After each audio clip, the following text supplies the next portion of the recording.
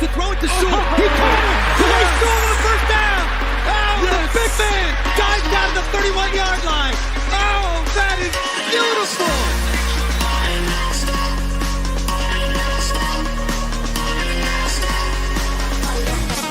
Steele looking, pressured, hit from behind, taken down. Aiden Hutchinson got him.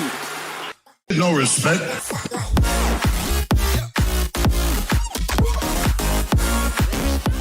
So, we look like we're ready. This is day one. No respect. Andy, do you think they're ready for us? I think they just might be, Will. All right, let's do it.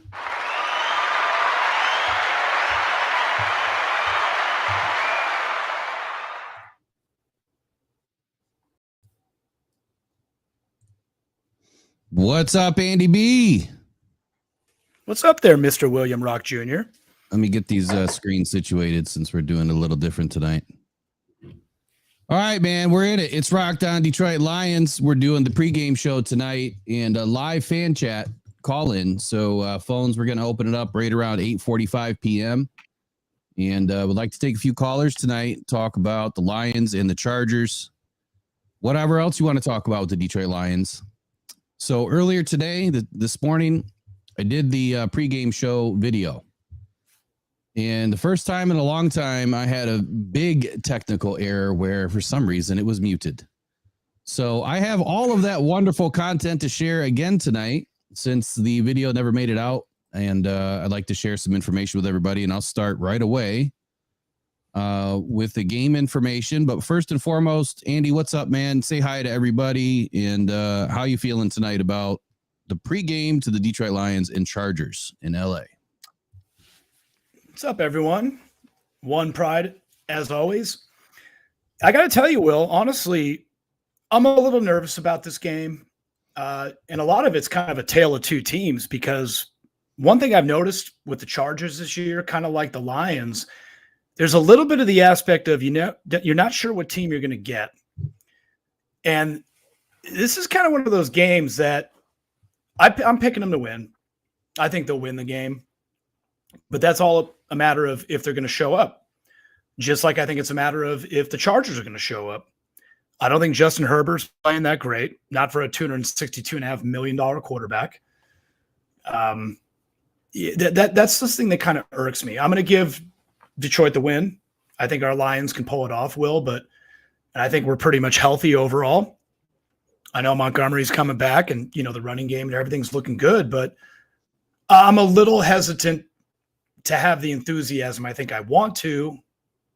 It's just a matter of which team's going to show up to play. And we're on the road. So, yeah.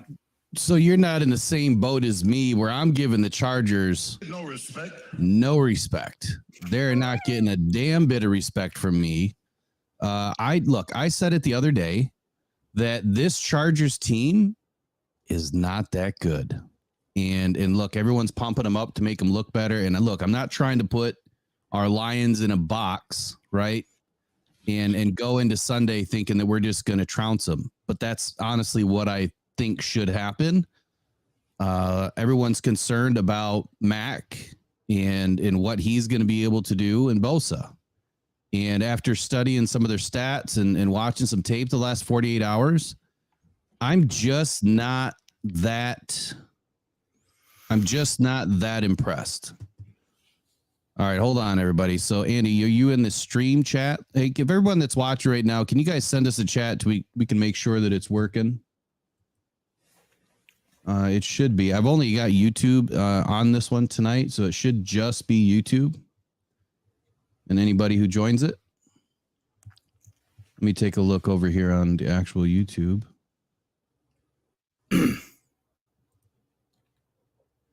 One second.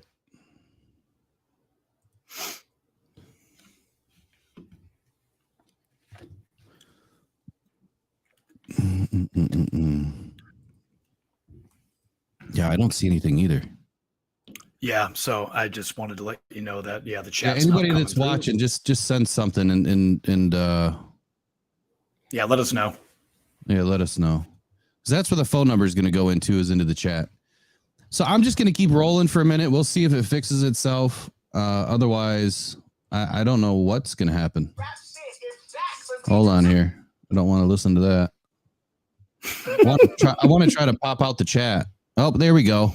There we got somebody. Tara Lockwood, thank you. All right, so the chat's in. It's working. Sometimes it just takes a minute. This streaming software, I swear, some days it just has its own mind. So let me wind back to the beginning. How are you guys going to watch the game this weekend? Look, it's on Sunday, 4:05 Eastern. Venue is going to be SoFi, LA, going back to Cali. And you can watch it on your CBS channel, whatever local channel that is for you. And, of course, if you have the NFL Plus Premium or NFL Plus packages, you should be able to watch the game there as well. Detroit betting info. If you're a bettor, I'm bringing this information in just because I'm not saying go ahead and bet on this information. I'm just giving you the information that was available online. The Lions are +3. The Lions are 3-1 on the road. So if that matters to you, the Detroit has 6 wins in 8 games versus the spread this year. So they're doing pretty good there. The Lions have been favored by 2.5 points more than 6 times this season. They've covered the spread in 5 of those contests. That's pretty darn good. Detroit games this year have hit the over on 4 of 8 set point totals. When playing as the money line favorite, the Lions have won 83.3% of the time. Detroit has also gone 5-1 when it is played as the money line favorite with odds of -142 or shorter. Looking at this contest money line, the Lions' implied win probability is 58.7%. Look, my win probability, Andy, is 99.9%. Okay, we're picking winners over here. The Lions are going to win on Sunday. I'll give you predictions and some other things toward the end. Tell us in the chat, who do you have winning this game? What scores are you going to give for this game? Who are going to be the biggest winners and losers of this game? And of course, as I said, I'm giving the Chargers no respect in this one. Okay, not even a glimpse. Will, I'm not, and again, I don't mean to come off as the pessimist with this with our team.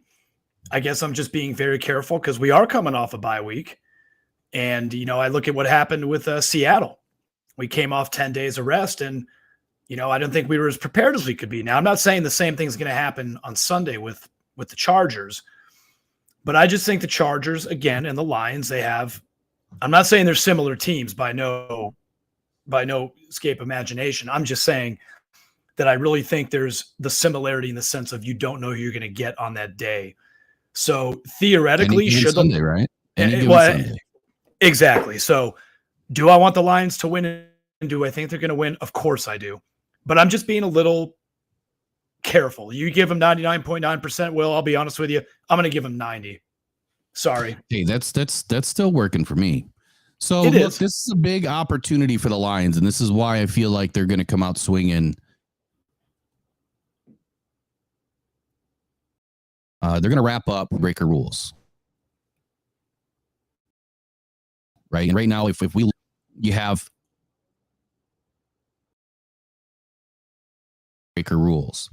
Right now, the in common games are what the Lions have a chance to wrap up here. They're the winning the division, like I said, it starts with overall record. If 2 teams have the same record, then it goes to the tiebreakers and that come into play, and one of them is in common. There are 7 in common games this season in this division. So you've got the Saints, the Bucks, the Raiders, the Broncos, the Falcons, the Chiefs, and the Chargers. The Vikings are 1-3 versus the teams that they have faced so far, and the Lions are 4-0. So I know what you're thinking. You're like, well, 4-0, they've already won more than half. They should lock it up. Well, because they're 4-0 and the Vikings are 1-3, let's say the Lions lost to the Broncos, the Saints, and the Chargers, and the Vikings won out. Well, they could catch us.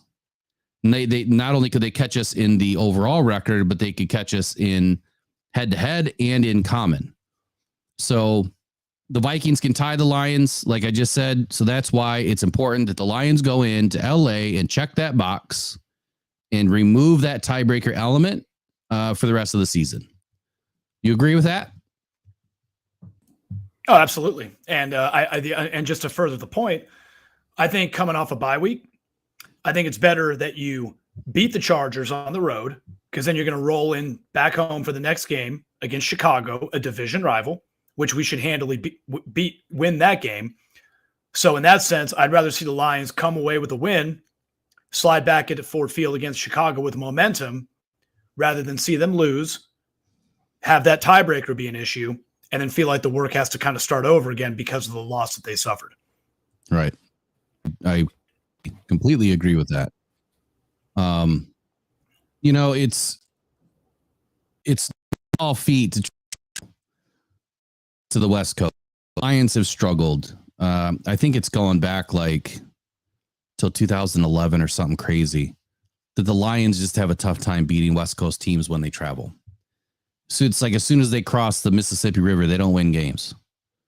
And that streak's got to end. So I think it's going to happen this weekend. And how it's going to happen is what we're going to talk about next. So the Lions have several keys to this game. And before I go any further, did your viewer thing just drop to 0? Because it was up to 15. I got mine. No, I can still see mine. Yeah, I don't understand what's going on. Yeah. I think it's my screen that's the problem. All right, so Lions keys to the game. I'm going to do 10 keys tonight. I did all this today, but like I said, it was muted. So I'm going to give it to you live. And then we're going to take calls after I get through some of this. Feel free to send in the chat, send us your questions, send us your takes. I'm only seeing the one in the chat, Andy. So if you see more, just pipe up and, let me know what's going on. No, I've only got the one so far, Will. So Will, take it away with the 10 key points to the game. So number one is the big man, 337 pounds. And his name is Penei Sewell. He's going up largely against Joey Bosa this weekend. I feel like that's the first key to the game. And we'll talk more about it as we get through. The second key to the game is the other big man, the other bookend, Taylor Decker. He's largely going to be going up against Khalil Mack. So in my opinion, that's the second major key. The bookends have to work very cohesively this weekend to stop the pass rush win rate that the Chargers do have. And I'll talk about that in just a second too. The third key point to this Detroit Lions offense is developing a quick passing game. I like to see shorter routes that are yak driven, under 2.5 second route tree. And the reason why I say 2.5 second is when you look at the sack leaders or the fastest sacks in the NFL, the top 20 average about 2.5 seconds. The quickest is about 1.97 seconds. I think the slowest was somewhere around 2.7 seconds. So 2.5 seconds or less. And you know what? That there's a good stat in there too, that Jared Goff does very well under pressure. And when he only has 2.4 seconds to move the ball, he's one of the best in the league at doing it and finding an open receiver. Moving on to number 4 is establish the run. This, I don't think, any of these points are really not a big secret, but establishing the run to beat the Chargers run defense, I feel is a huge key for a few reasons.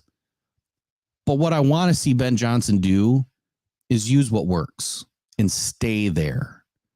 Pound the rock late, of course, but when you find something that's working against this defense, stick with it. Far too often, we'll see Ben Johnson and Aaron Glenn transition off of what's working just because they feel like, well, hey, this is working. I'm going to try something different now. And then they get stuck in a rut and they can't get out of it. I don't want to see that happen. The fifth key for this Lions offense, Sammy the Bull. Laporte has got to have a big game. I think he's going to have a modest game. He really needs to have a big game. And we'll talk more about that in just a second. Lastly, for this Lions offense, point number 6, clean game. They have to stay penalty free. No stupid, shoot yourself in the foot stuff. And they've got to keep Goff clean. If they can do those two things and stay away from the penalties and stay away from the turnovers, I feel like they'll have a really good chance at winning this game. More importantly, when I say keep Goff clean, that means no sacks. And I'll talk more about that in just a moment too. Before I get on to the defense, Andy, is there anything you'd like to share or talk about? Yeah, actually, my biggest key point to the game, more than anything, I agree with you. It has to do with that offensive line keeping Khalil Mack and Joey Bosa out of the equation, because we know how lethal they can be. They can be a quarterback's worst nightmare. Yeah, exactly. I know. I get it. You got no respect for the Chargers. I understand. and I mean, I get it. I totally get it. But I just think that that's going to be. You got Penei Sewell and you got Taylor Decker, who are phenomenal players, but they got to keep, because if they let Joey Bosa or Khalil Mack get through, we know how fast, we know how strong they are. They can get to a quarterback and just destroy him into the ground. That's going to wind up being my biggest concern for the offensive line. Other than that, I don't think there's much to talk about, because I will agree with you. Aside from those two, I don't have any respect for that defense either. Yeah, I mean, there's some other players on this defense that have hope, but I just don't think they're going to have enough against this Lions offense. Defensively, keys to the game. I got 4, so I'm doing 10 total. Number 1, stop the run. Number 2, Herbert's legs. You gotta keep him contained. You can't let him extend plays. Number 3, pressure must equal wins. I'm about tired of seeing all of these people tell me, but they get so much pressure, and Aiden gets all these pressures. Well, that's great. Here's the analogy that I used earlier today that you didn't get to hear because the video never got posted. You have a pressure pot. You know what I'm talking about, right? A pressure cooker. You make a nice, beautiful roast in a pressure cooker, right? Well, if you just fill that pot full of water and put it on the stove and build all that pressure, what did you make? What'd you make, Andy? You go ahead and answer the question. Sorry, I thought you were gonna follow it up. Gonna make a delicious meal. Well, no, I mean, if you just made pressure, water and steam inside a pot, you made pressure, right? You didn't make anything else. Right. You forgot the meat. The meat and the potatoes and the carrots and the onions. You forgot everything else. So I'm sorry, Will. I guess I must have not caught on the analogy. I apologize. It's okay. That's what the exercise is for. You made nothing. You made absolutely nothing. So look, and I'm not saying that pressures are useless, because they're 110% worth something. I just want to see our guys win. Our win rate is very low. And I want to see him win more often. So that's all I'm trying to say with the analogy. Number 4 is Keenan Allen. Look, this guy is as old as he is and been around the league such a long time. He's Mr. Consistent. And he's Mr. Consistent right now for Herbert. He is their number 1 wide receiver. So I do want to see the Lions get a handle on him early. And I feel like Cam Sutton's going to have a good game against him. I really do. All right, so the good news. Look, these Chargers, they were just on the road. Okay, Monday night game versus the Jets. And coming off this Monday night game versus the Jets, they won, 27-6, I believe was the score. And now they're traveling back home, right, for this weekend. Yep. So the good news is they were on the road. They've got somewhat of a short week, only 6 days to get ready. And listen, their performance, versus the Jets this past Monday, it was a lot like their performance against the Raiders game, which was also very similar to the Lions' performance against the Raiders game, or against the Raiders.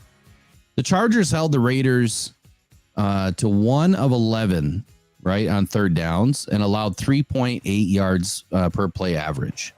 They recorded 7 sacks, 3 takeaways. Immediately facing one of the NFL's worst offenses, the Chargers defense then regressed back to being a bottom 3 unit against the Cowboys.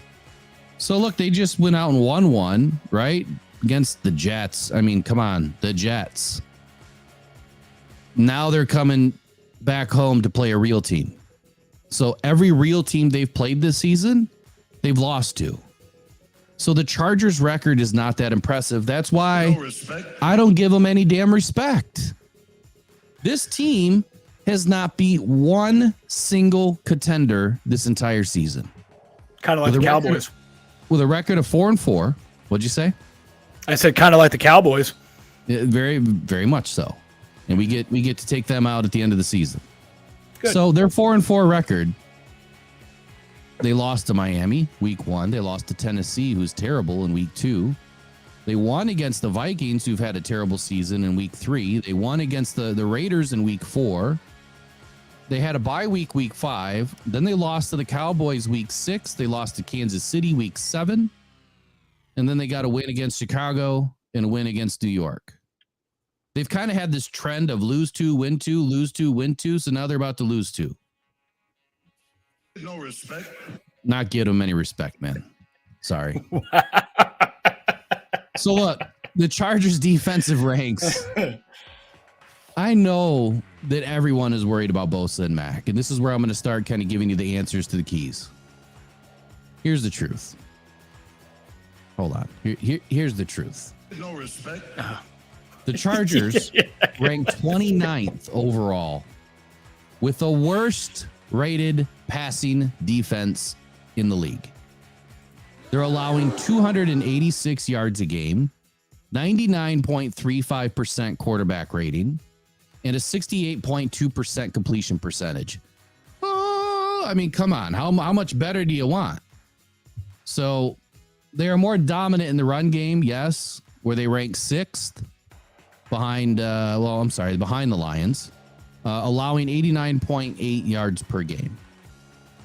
Last I checked, 89.8 yards per game is not easy to get. But their last 2 wins came against the Bears. Who's Tyson Bagent? In the Jets. We know who Zach Wilson is. Look, these wins didn't come against Justin Fields, which he sucks too. They would have won anyway. And they didn't come against Aaron Rodgers, who we kicked out of the NFC North last season. So their wins are coming against nobodies. Their biggest weakness. Well, before I go any further, have you seen any chats come through? Actually, I'm glad you brought that up, Will. I've seen no chats come through, and I actually would like to ask anyone out there who's watching us, can you send us something? Send me something again, because I'd like to be able to see some interaction, and I'm not getting any chats coming through. And just a reminder, we start taking phone calls. The number is going to be 313-312-0348. Thank you for that. Yeah, it's kind of weird. Ever since I went to this 8:30 time, something changed. This Friday at 8:30, we're not getting as many people in. Or it's just all screwed up somehow, because for a minute there, I mean, we were getting 500 people in all day. Mm-hmm. And maybe they'll be back. But at any rate, the Chargers secondary is terrible. It's the weakest part of their defense. This is a tale of two sides, kind of like what you were saying earlier. The front seven have done well stopping the run, but the secondary has been beaten badly and often. So the Chargers have allowed 2,288 yards through the air, putting them at third worst in the league in passing yards allowed. And they traded away their starting cornerback, their best cornerback, Jackson, and that really didn't help things. So they're badly dismantled as a unit. It appears that their once talented quarterback is kind of on the opposite side. Things get a bit challenging for this group. The Chargers lost to 3 of the 4 best quarterbacks they've faced. Right? Patrick Mahomes, Tua Tagovailoa, and Kirk Cousins. The one they beat was Kirk Cousins. And then they lost to Dak Prescott. The other victories came against a list of quarterbacks that don't exactly scare defenses, right? Aiden O'Connell, Tyson Bagent, and Zach Wilson. So hold on. What does that mean? No respect. No respect. The other thing is, the Lions, who do they have as a quarterback? Remind me. I forgot his name. Oh, I think it was, that's right. His name's Jared Goff. I think he wears this number. Yeah, that dude. He's that quite guy. Elite. He's quite elite, if you ask me. He's not a... Contrary to what everyone else thinks. Right. He's not a Tyson Bagent. He's not a Zach Wilson. He's not an Aiden O'Connell. He's better than Kirk Cousins. He's better than Dak Prescott. I'd say he's better than Tua Tagovailoa. If you remove the mobility element, he's a better quarterback. there's a lot of different angles to look at that, right? There's a lot of boxes to check, right? You want to, okay, throwing distance, Tua's probably got him, right? Accuracy, Goff's got him. You can go back and forth all day. I can put an argument up for every single one. You know, if you had 50 intangibles and, you know, and attributes, Goff's probably going to check off 40 of those boxes to Tua's 35. So look, the Chargers lost to the Dolphins, right? And this is why I'm not giving them much respect on the defense. They lost to the Dolphins, who had a top 10 offensive line, or at least they do now. They lost to the Cowboys. They had a top 6 offensive line. They lost to the Chiefs. They had a top 5 offensive line. And then they lost to the Titans, who barely have a top 25 offensive line. Right. Their 4 wins came against offensive lines ranked 17th or worst. And those rankings are 17, 26, 31, and 18. Remind me again, Andy, what offensive line are they going up against this weekend? Oh, they're going up against the Lions' offensive line. And one more time, where are they ranked? They're ranked what? 2? Yes, they are. Second best in the league? Yes, they are. So this is not some slouch offensive line. And we know that we had some good news this week where the Lions were getting everybody back but Vitae. Everybody's rested. Everybody's healthy. Everyone's ready to go. This is a very tough offensive line. And by the way, one of our bookends has done something exceptionally well. And you're going to find out here in just a minute how well he's been playing. So if we want to boil this down, right, well, we'll keep working through these keys. Let's talk about this defense for the Chargers and their best players and what they've done this season. And I guess you could make an argument that maybe some teams should be scared, but this is not a team that any top 10 team in the NFL should really be scared of, especially a top 5 team, which the Lions are. Their best players. I don't think it's any secret. Khalil Mack. He's recorded 30 tackles, 9 sacks, 9 QB hits, 8 tackles for loss through 8 games. The weirdest stat that I found on him today, or yesterday, whenever I found it, there was 0 stats for Khalil Mack in coverage. None. Not one stat. Has he really not dropped back into coverage this entire season? It doesn't make any sense, but this is according to Pro Football Reference. He hasn't been targeted all season. He is playing 77% of the snaps, so I've got to imagine that he's getting thrown at somewhere. But this is his lowest percentage of snaps, not counting 2021. And Mack is playing pretty clean ball. He doesn't have any penalties on the season. I see a chat came in. Go for it. Casey, how you doing? Lions O-line healthy and first-time Goff as Montgomery, Gibbs, St. Brown, Laporta, and Jamo on the field at the same time. Goff will pick apart weak Chargers defensive backfield and win by double digits. Love it. I see that Casey has no respect. I love it. I love it. You got if anything else you want to add to that? Hey, I see Lion Syndicate answered in there too. We here. All right. We got some people here. My counter says 0, so I don't know what's going on my end. Yeah, we're having a couple issues tonight, but nothing we can't work through, buddy. All right, so second best defensive player on this team. Actually, they're really not in any order, but defensive end Joey Bosa. 6.5 sacks, second on the Chargers team, 8 QB hits, 15 pressures, 5 TFLs, 19 tackles. Oddly enough, Bosa has only averaged 53% of the defensive snaps this season. And last season, 54%, the 2 lowest percentages of his career. Is he getting older? Is he not able to go as hard, go as long? Is he getting beat out, by somebody else on the team? I couldn't believe that to be true, but who knows?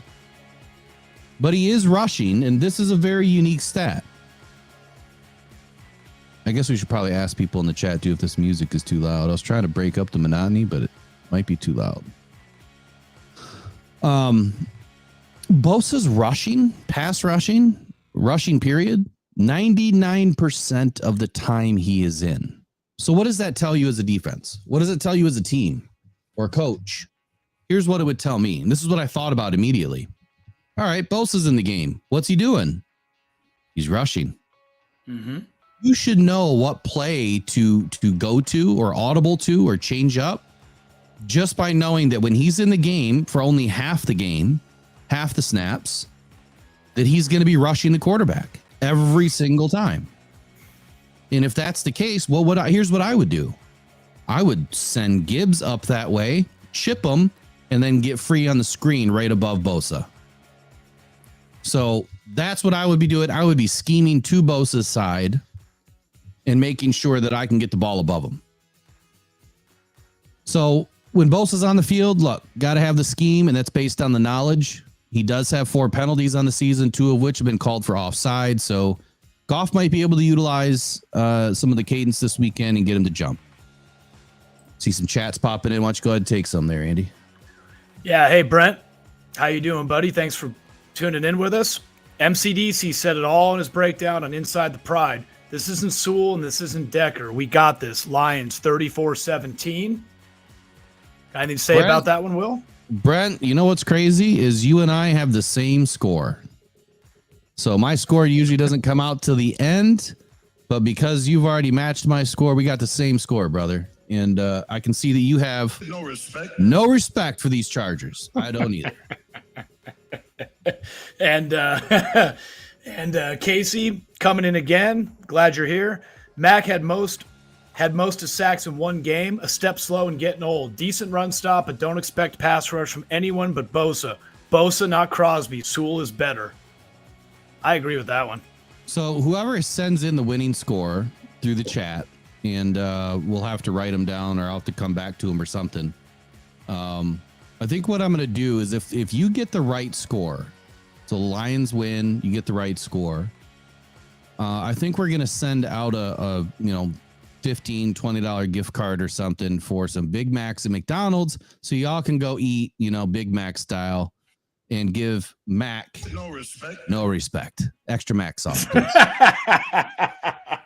right, linebacker Kenneth Murray. He's the 3rd overall best Charger on this defense. 60 tackles, 6 TFLs, 2 quarterback hits, 2 sacks, 3 overall pressures, 1 INT. He leads the Chargers in tackles, and he doesn't miss anything. He's got a 3.2% missed tackle rate.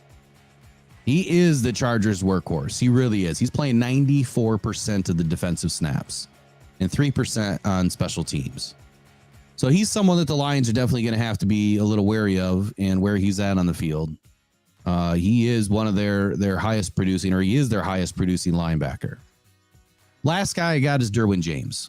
Intercepted 1 pass in addition to 47 tackles, 1 TFL, and 3 passes defensed. He is allowing a catch rate, though, of 75%. Now, he's only had 20 targets all season, but that means 15 of those were caught. And he's also putting up 88% of the defensive snaps, so he's in there quite a bit.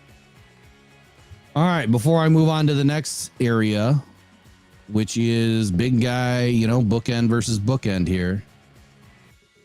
What do you got for me? Casey, another comment. Lions 27, Chargers 13. All right. You I have like it. No respect for the Chargers, and I love it. Hey, Will. I was just kind of curious as the show's gone on. Do you literally have 0 respect for this team? I'm just curious. I don't think I've heard you enough times say it. No respect. None. All right. We're going to get on to bookend versus bookend here. So Joey Bosa, the breakdown versus Sewell. Here's what I see about Bosa. And he's been this way ever since he came into the league. Guy was an absolute stud. Very smooth, very technical operator. When I say operator, I mean he's an operator.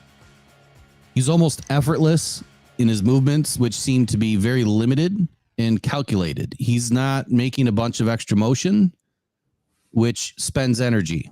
If you watch some players, they're moving all over the place, throwing their arms and their body. That uses a lot of energy, right? The way you get through a game and play an entire game with high energy is use less. And when you watch Bosa, he's very limited on what he's doing. And that's because he's trying to reserve his energy. Think of a boxer or, MMA fighter. The guys that are just swinging constantly, they're gassed by the third or fourth round, right? Yep. The guys that are calculated, they can make it and go the distance. Bosa's that kind of operator. Very calculated. He's a savvy hand fighter. Very savvy. He controls the edge with his legs. He sets his legs. He pivots, gets his body into position. And he's one to get around and underneath the tackles. And the minute he gets underneath your pads, it's over. So with that being said, Sewell's a big man, 337 pounds right now. And with Bosa rushing 99% of the plays, if they scheme it right,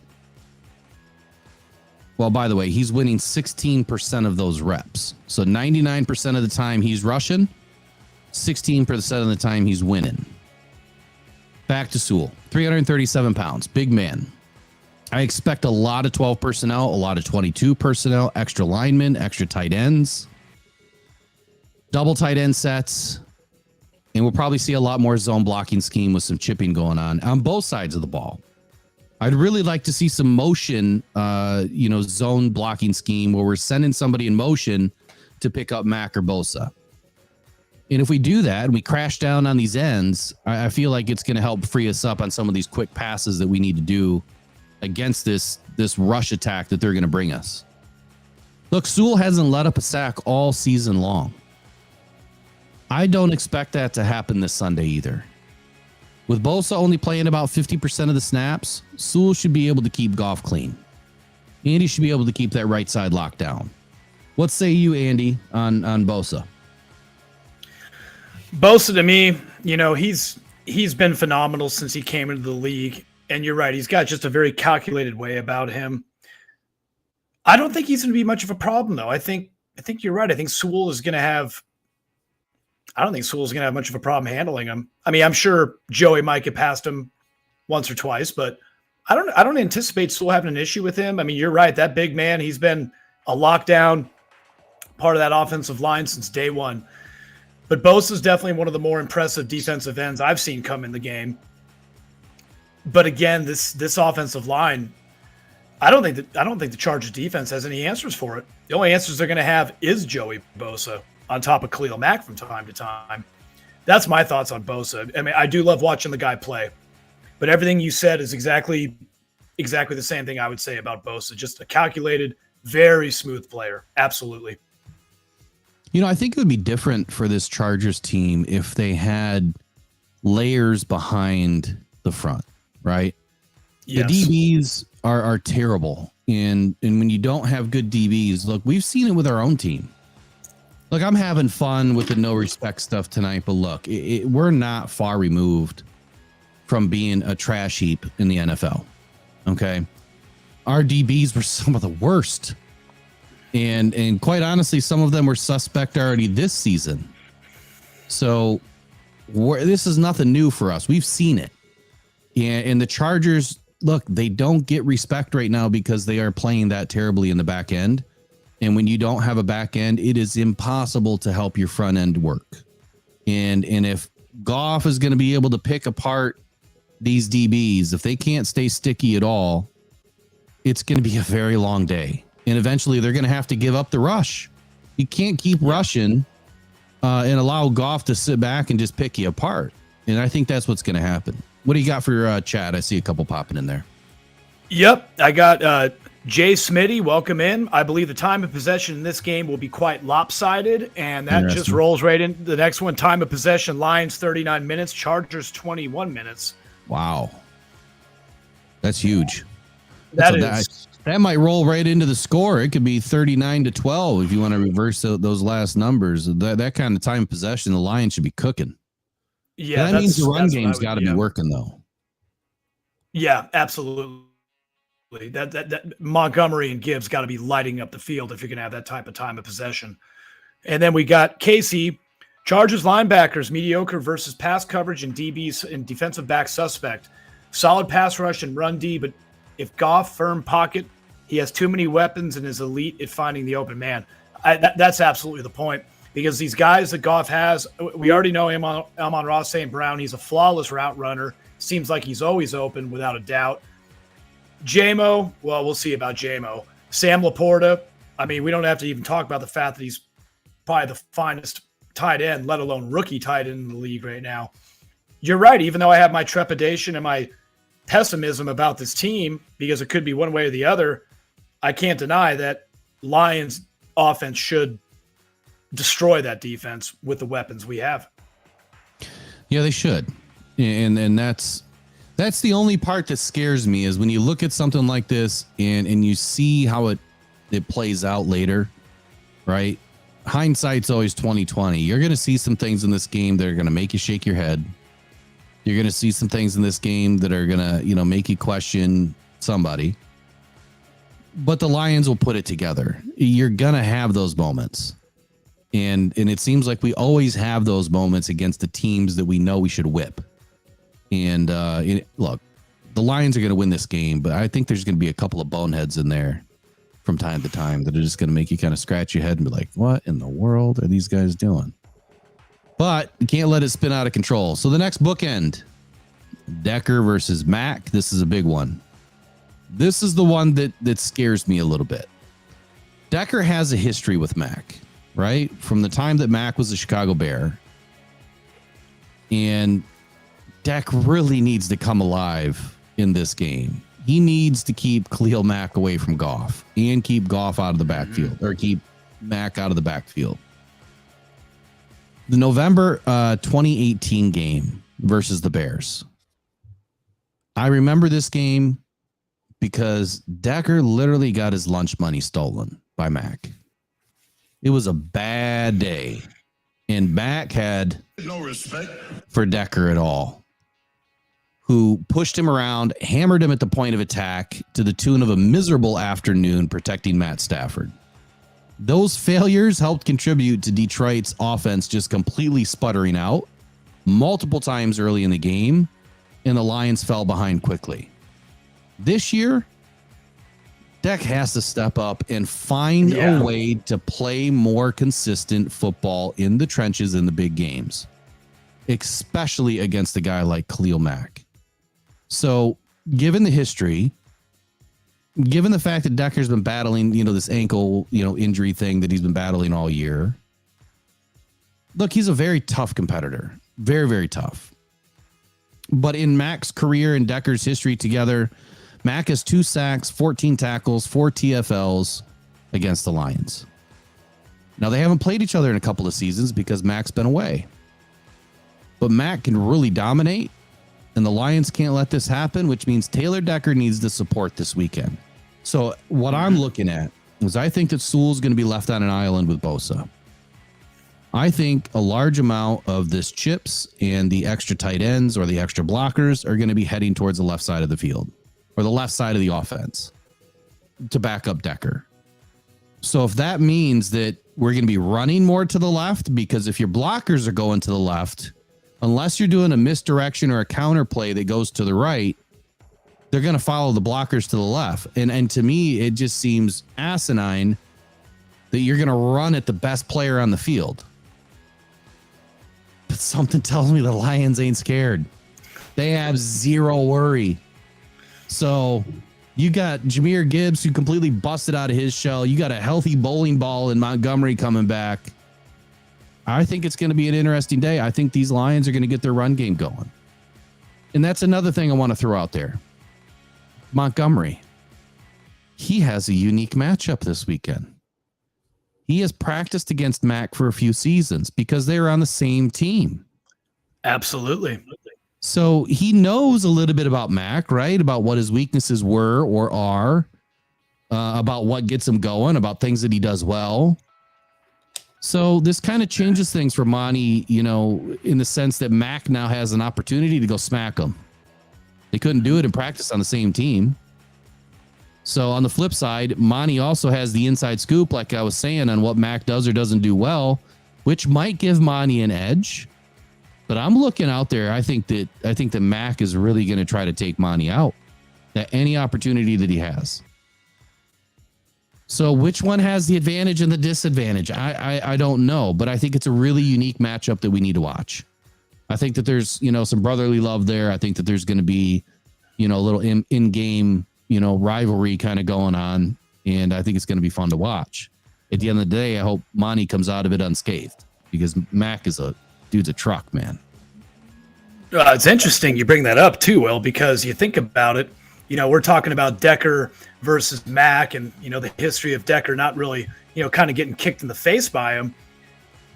But while Decker's trying to take care of Mac, Montgomery could just very well run right through him as well.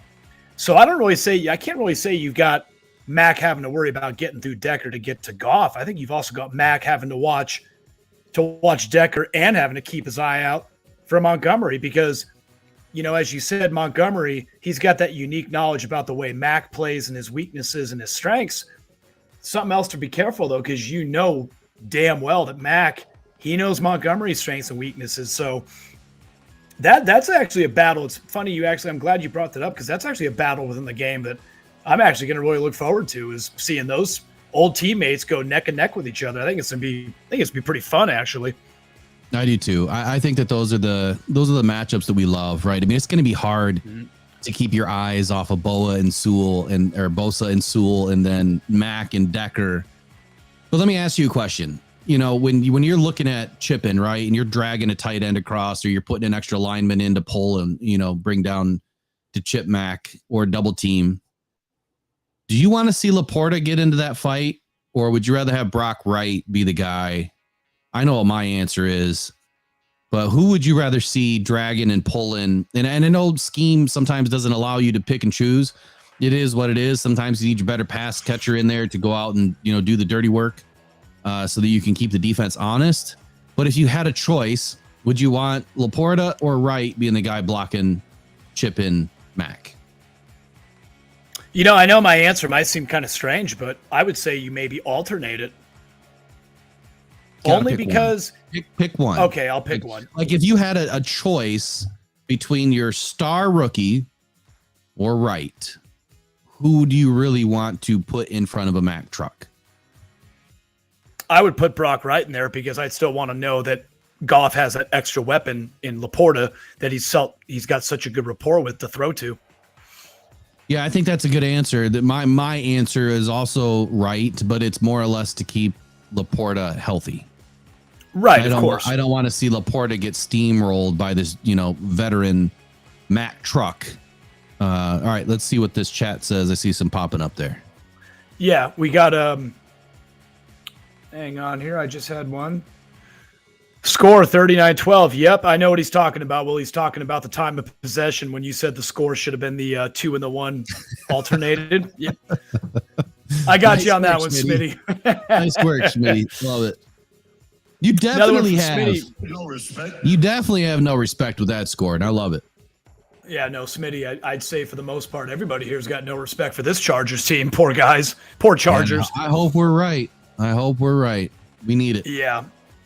All right, Jay Smitty again. Craig Reynolds should be carrying the rock by the 6-7 minute mark in the fourth quarter because Demo and Gibby would have earned an early sideline celebration. Running back all-purpose yards between the 237 yards. That's a big one right there. I like it. Wow. Yes, please do.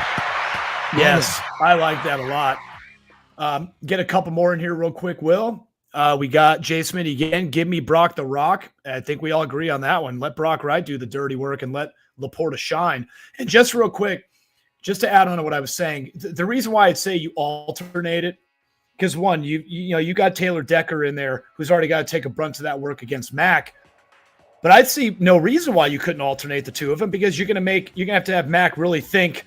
You have to think about how to take Decker off of you and get through Decker, but then you have to worry about, okay, is it going to be Laporta? Is it going to be Wright this time? I got to figure out either one of them at a drop of a dime, and I still got to keep my eye out for Montgomery. So I think you alternate sometimes because you can give Mac that much of a headache. Again, was a personal opinion. No, I'm sure that'll happen. 100%. I'm sure it'll happen.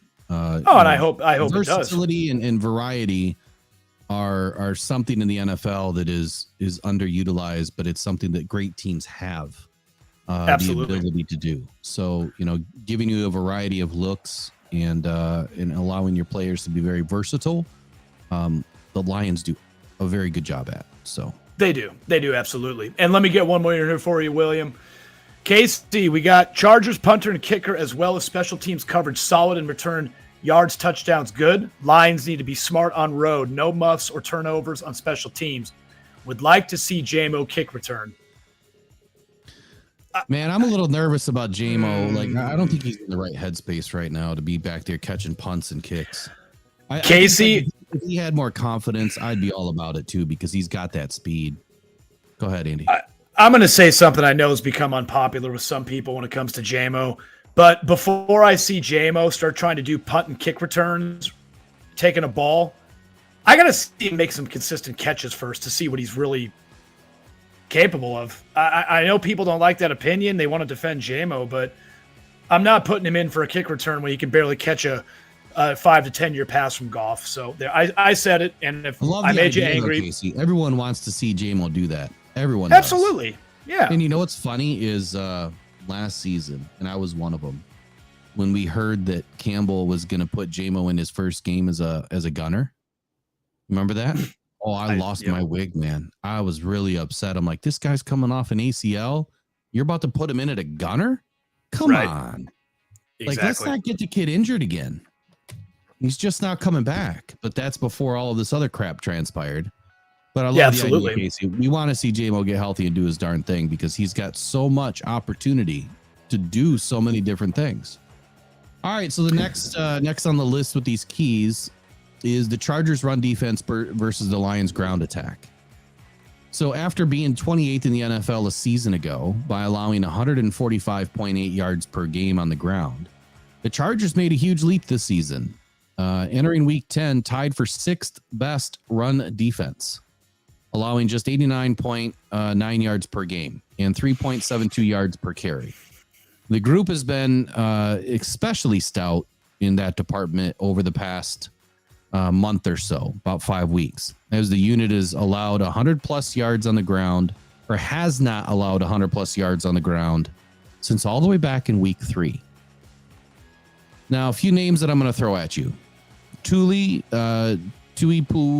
I don't even know his last name. I'm just going to call the dude Tuli.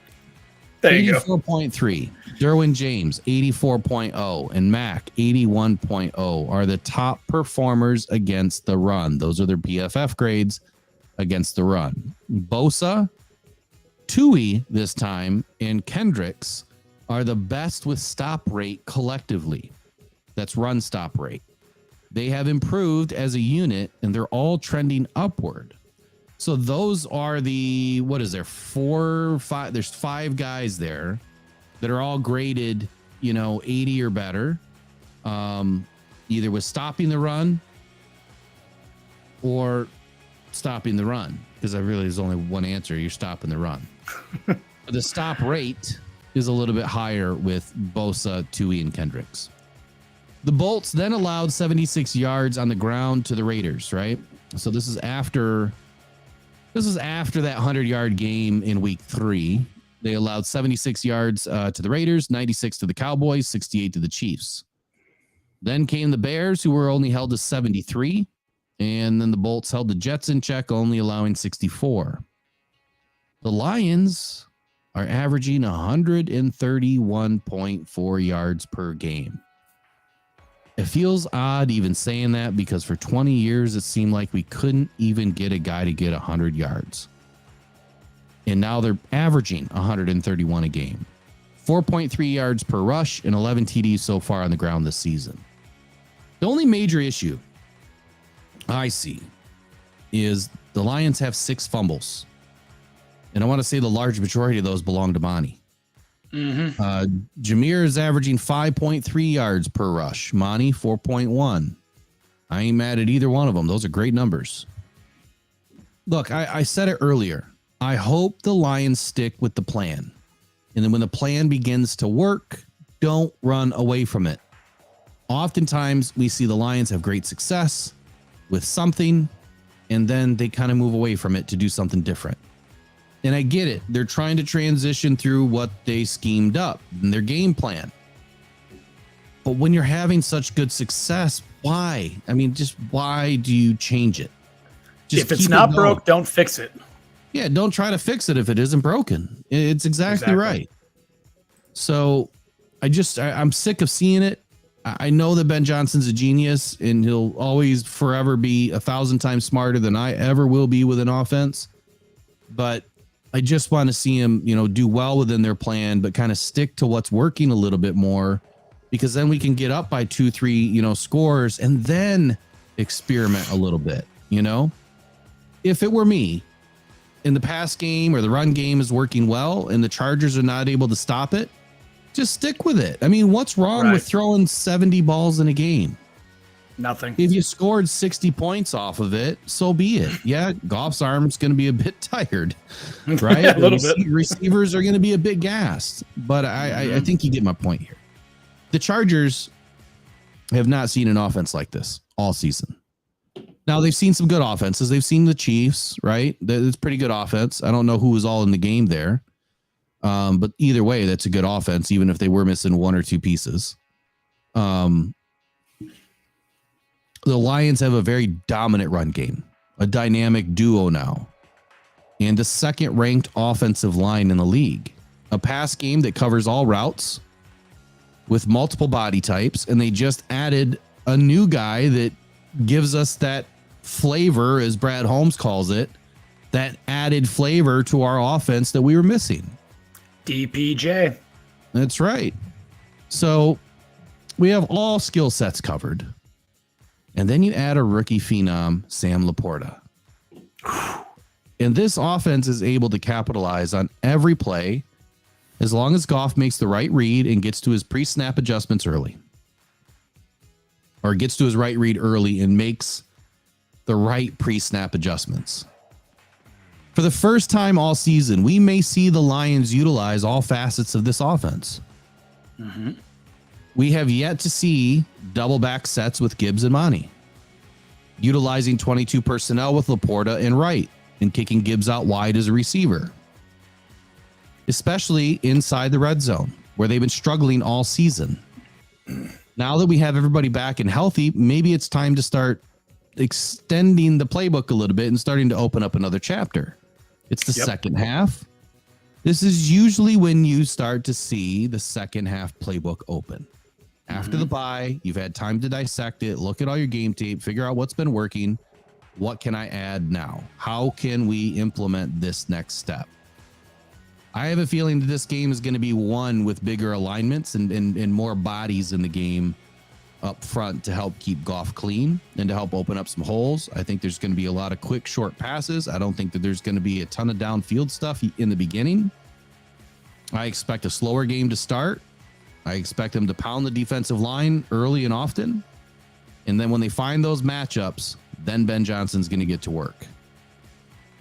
With the way that Gibbs has developed during Montgomery's injury and rehab, I would expect a little bit closer of a 50-50 split, maybe 60-40 split between the two. I don't think it's going to be this, 3-1, 4-1, or even 2-1 split like it was the first half of the season. Gibbs was still acclimating a little bit. He's no longer acclimating. He's done did it. I think that whoever has the hot hand in this game, they're going to stick with it. I don't think they're going to keep going back and forth unless someone needs a breath. All right, I'm out of breath. So what do you have to say, Andy? Well, let me get back to a couple. We got a couple good comments here, but chats. Casey, this actually has to do with what we talked about with JMO. JMO had a college success on kick punt returns. He had one game with 2 touchdowns on returns. He might motivate him and turn him into a football player. He sucks as a wide receiver. Okay, so let me back up, but somehow counter your point at the same time. First point, he absolutely sucks as a wide receiver so far. I'm not going to even argue with you on that one. Returning kicks and touchdowns and things. The only reason why I'm going to err on caution on that one yet is because, one, we haven't seen him do it, but the other reason too, I stand by this old outlook when it comes to draft picks that go in the NFL. Just because you did things good and you were good in college, that's not always going to translate into the NFL. So he did have success doing that in college, but that doesn't necessarily mean he's going to do it in the NFL. So I'd like to see it happen. And I'm going to say it again. Will, you and I already touched on it. I want the kid to succeed, but patience is wearing thin. I'll just leave it at that one right there. Jay Smitty, okay, here we go then. Poll, JMO over under 40 yards in this game. Under. Yeah, I'll go under. And then actually Casey responded and said, hey, Jay Smitty, I'll take that. I'll take the over and a touchdown. And hey, I just want to remind everyone, because actually, Will, I don't have access to type anything in the chat. So I just want to let everyone. I do not. So I figured I would once again remind everybody, Will and I will be probably taking calls soon. So just a reminder, our phone number to call in when we're ready is 313-312-0348. And when we are ready to take calls, please, that's the number to call in to Rocked On Detroit Lions. Yeah, so I didn't see the phone ring. No one's called yet. I just put the number in the chat, 313-312-0348. I'm ready to take a call whenever this phone rings. So whenever it does ring, I'll mute everything and I'll bring you in. Look, all we want to talk about is football here. Don't be afraid. It's no big deal. Yep. Just two guys talking sports. You know, we don't release your phone number or anything to anybody or give any personal information out. Just whatever we're talking about on the air is what everyone else is going to hear. So it's been 50 minutes and I've got a lot to get through still. So when the phone rings, I'll answer it. But I think I'm going to speed through some of this because this was about an hour and 20-minute long video, just me making it by myself. So if you don't mind, I want to speed through just a little bit of some of these matchups. Look, quickly, Lions passing game versus the Chargers secondary. I touched on this earlier. They've made great strides, you know, in their ability to attack the quarterback with Mack and Bosa. But the Lions, they can run on the Chargers. And it'll make it even worse for the Chargers secondary as the play action pass is going to start to run wild. So things don't really look good for LA versus the Lions. You know, if the Lions struggle against the Chargers run defense, which I don't believe they're going to, then the passing game is where they will need to attack, and they should have a ton of success. The Chargers defense often sits in a two deep shell. And when you're in a two deep shell, you're leaving everything open underneath. And guess who loves to catch there? Sam Laporta, Amon-Ra St. Brown, Josh Reynolds. They love the middle of the field. They love the deep crosses. I expect the Lions to use, you know, more diagonal slants this game, get the ball off quickly, and then burn up some yak, because if you're in a two deep shell, I mean, you're giving us a 7, to 9 to 12, yard window. So we'll see. I think the Lions are going to eat and eat well versus the Chargers. But like Andy said in the beginning of the show, it depends on what team shows up after the long bye. I would expect the Lions to target the edge and the linebackers when Mack is taking a breather, as he is only playing about 50% of the snaps right now. And the Chargers do slip into that two deep shell, which is what they run often. To prevent the deep passes, the Lions are going to get underneath them. The issue is the Lions have not really been downfield passers, right? So if they haven't really been downfield passers the whole season because they've been waiting on Jameson Williams to get his act together, then they've been really targeting that intermediate zone of 12 to 20 yards. They can certainly go downfield, but the top target really hasn't caught on yet. So I don't see the Lions being a deep threat in this game unless DPJ suits up and gets in the game. Josh Reynolds can go deep too. We saw Khalif Raymond catch a couple of deep balls last season. It's not like we don't have options. They can get it done if they want to. That's just not what the Lions do. That's not how this offense is designed yet. They still need to implement that component to the offense. Detroit has a lot of weapons. The Chargers are going to have to deal with a bevy of weapons flying out of the backfield or off the line of scrimmage. I mean, amon-ra, Josh Reynolds, Khalif Raymond, Jameson Williams, newly acquired DPJ, Sam Laporta, Jahmyr Gibbs, Montgomery. I mean, my goodness, this is starting to look like an all-star cast. If I had a Madden team, I would have all these guys on it. I may not beat these 99ers or whatever that are building their teams, but if you want to go true team to team, I would take the Lions all day. These are going to be big asks of the Chargers defense to try to slow down these guys. If they can step up in a big game against a solid quarterback, then they might have a shot to stop the Lions. I just don't see it happening. I don't see the Chargers secondary stepping up in a way that's going to make a difference this weekend. I think lastly here, on the offense, is Laporta. Look, I expect a lot of quick slants, like I was saying earlier, and crosses over the middle to Tui's side. And the reason why is because, well, depending on how the Lions attack this, I do believe that Laporta is going to have a solid game. I am not expecting a huge game, but I could be surprised.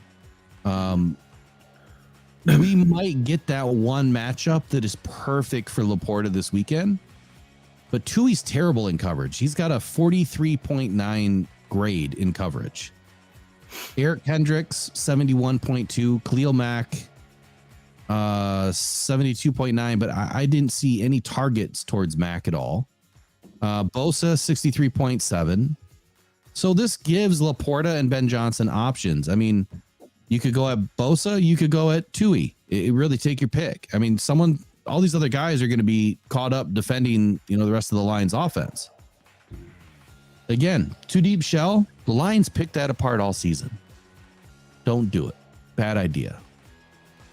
Lions stats. We're averaging 259 yards a game through the air, 131 on the ground. We average 25 points a game. Pass yards against, 220. Rush yards against, 76.8. Points allowed, 20.6. And why is that important? Andy, what's the number that I have said since the offseason that the Lions defense needs to prevent the other team from scoring? 20. And if the Lions defense can keep the opposing offense to 20 points or less, what should happen? Win. We should win. So the Lions defense is allowing 20.6 points per game. Right on target. And they've won 6 games, lost 2. To their own fault, right? I mean, they shot themselves in the foot in both of those games. Seattle, questionable calls. Ravens just kicked our ass. So Lions offense, man. I expect a big game out of Amon-Ra. I don't see anybody being able to slow him down, and he should be healthy. David Montgomery and Jahmyr Gibbs. I think if you were to flip a coin on which one is going to have a bigger game, it might be right, because I think both of them are going to have about equal opportunity in this game. We'll see what's working. Is the inside zone going to work or the outside zone going to work? Because Gibbs is going to be outside, Monty's going to be inside.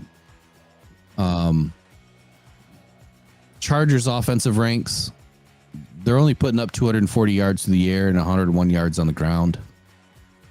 They're also averaging 25 points a game, but they're giving up 286 through the air and 89.8 on the ground. And their defense is giving up 21.8 points per game. So from a stat perspective, on paper perspective, this is a tough game. That's just what it looks like. But that's on paper. When the Lions roll to Cali and step into SoFi, it's a different ball game. And I think that the Lions are going to be able to manhandle them as long as they do what works and stick with what works. At the end of the day, change it. That's right. At the end of the day, look, Justin Herbert is not a slouch. He is a pretty damn good quarterback in the NFL.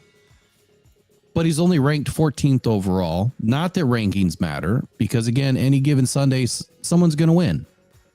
He's averaging 7.2 yards per attempt, which is good for 13th in the NFL. 253 yards a game. He's completing 67% of his passes. But he only has one target in Keenan Allen. He has nobody else. And when I look at Austin Eckler, he's got a paltry 265 yards rushing on the season. He does make up for a little bit in the passing game, where he's averaging about 40 a game. I just don't see him being a problem. Got a call coming in, Andy. I'm going to grab it. All right, go for it, Will. Just want to let everyone know, thanks for the support and always watching us. Let everyone know about us. Hit the like, hit the subscribe, and like we say, Will and I, we're doing this on our own. We're doing it for the fans because we are fans and we appreciate all the support all the time. We love the comments. I get to as many comments as I can while we're doing the show. I love the interaction. And Will's got a phone call coming in, and that's something new that we just started, everyone. We just started doing a radio style last Friday where you can call in. It's like what Will said. It's just two guys here talking about our Lions, and please join us. All right, Andy, can you hear me okay? I got you, buddy. All right. So I've got Jerry on the line from California. Jerry, you're here with Rocked On Detroit Lions, and he says he's a Lions fan. Take it away, Jerry. What do you want to say tonight? Hey guys, yeah, I'm excited. I'm going to the game. Awesome. And Nice. The only question I really have is what are we going to do to get enough pressure on the Chargers to develop one or two turnovers? Because I'm not worried about our offense, but our defensive line kind of is underperforming as far as I'm concerned. I think you're 100% correct there with the last statement that it's underperforming. And I said it earlier. I don't know if you were on with us earlier, but I made the analogy of pressures, and then production, right? So if you fill up a pressure cooker pot with water and you forget to put the meat and potatoes in it, you made nothing. And right now the Lions get a ton of pressure. They're not getting home.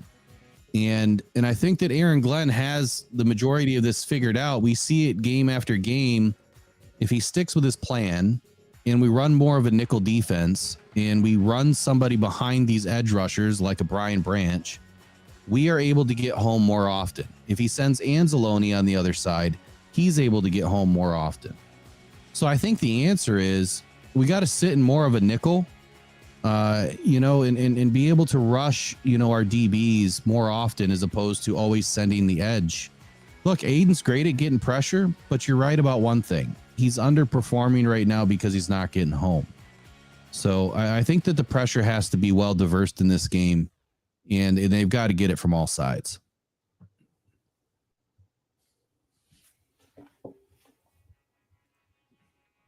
You still with us? I think we lost him. Oh, we lost him. Well, I hope he answered your question. Yeah. Say, Jerry, hope that was good for you, buddy. Thanks, Jerry. So I guess to expand on that, I think it is what it is, right? Our defensive line is getting good pressure. They're just not getting home. And I've said it all season long that you've got this collective of fans that they think that pressures are great. They also think that Aiden gets double and triple teamed all the time. And I want you to walk that line with just a little bit of caution. Stay with me. I'm not an Aiden hater or, anybody, because I say the same thing for the other side of the line too. I just use Aiden as the reference because he's the most talked about defensive end we have. And he happens to get the most pressures. So when I look at the stats of the double and triple team, my question is who's compiling these stats? Because if it's a physical person watching the game and putting a check mark down every time it happens, I would believe it. But it's not. It's called next gen stats. And there's little chips in the shoulder pads. So please explain to me how AI can tell if Aiden's been double, tripled, or chipped. Because as I understand how the technology works, it senses how close they are and how long they are close to each other. And there's some sort of algorithm that spits out a number that says, oh, they were doubled, they were chipped, or they were, you see where I'm going with this? I think that it gives us an idea, but when you watch the game, it's different. I feel like the numbers are way off. And look, if you think that Aiden can't get home because he's getting doubled and chipped and tripled, well, then my question is going to be, why does Myles Garrett get home? Why does Montez Sweat get home? Why does Chase Young get home? Why does Joey Bosa get home? Why does Khalil Mack get home?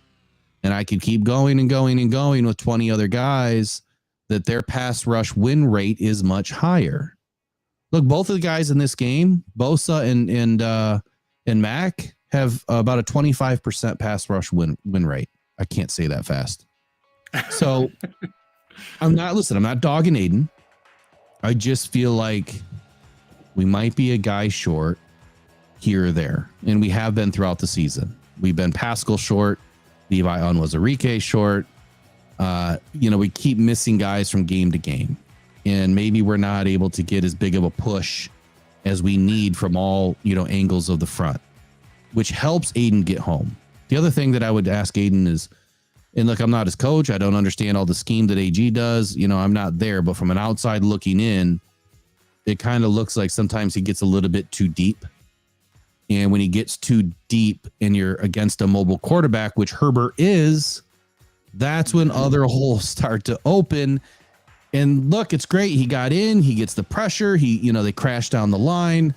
And then he's like, oh, shoot, there goes the ball the other way. And that's where I'm supposed to be.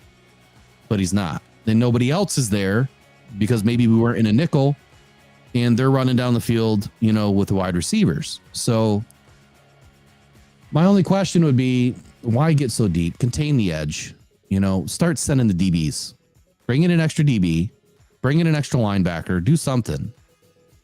Got to spy these mobile quarterbacks, and then you got to send the spy. If he's going to sit already, you might as well send him. So, all right, not to get off on too much of a tangent, why don't you attack this chat if there's anything going on it?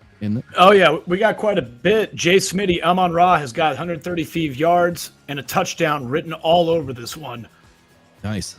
I agree with that one, actually. He seems to get 100+ every game. Without blinking an eye.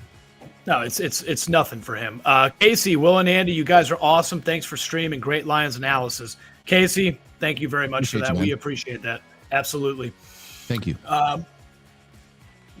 We got Lorne. I'm not even going to try to pronounce your last name. I apologize. Chargers number 2 and 3 receivers are out on Sunday. Pass offense is in the basement. Chargers average 100 yards a game rushing. Play action isn't working. They've been in regardless with turnovers. Yeah, I can't deny you on that one. And, Will, just a side note about Justin Herbert. While I don't disagree with you about his mobility and stuff, he hasn't looked great this year. I don't think he's been a great quarterback. And it doesn't help. He's got that ring finger on his left hand that's hurt. So I know he's not able to grip the ball, when he comes back and everything. So that doesn't help him either. We've got Jay Mommy. How are you? I believe that the Lions should have Gibbs run first downs after a few times throw a long pass to shake them up some. It's not a bad plan. I like it too. Casey again. Oh, at J Mommy, is there a Lion stream you don't attend? See you everywhere. Yeah, that's great. And welcome in, everybody, especially for anybody that's new tonight. We certainly appreciate you guys. And, of course, do yourself a favor and us. Look below. If you guys haven't subscribed, we'd love to have you guys be a part of Rock Down Detroit Lions and our new journey. We're having a great season so far, both as fans and doing this show. And we appreciate all of you guys' support, because everyone in this stream right now, you truly are the supporters and sponsors of this channel. Yes. And without you, we're not here. But even without you guys, we did it because that's who we are as fans. We're dedicated. And, I've been a season ticket holder for more than 22 years. Family more than 60 years, so it's been kind of born and bred in me, and I wanted to do something to give back.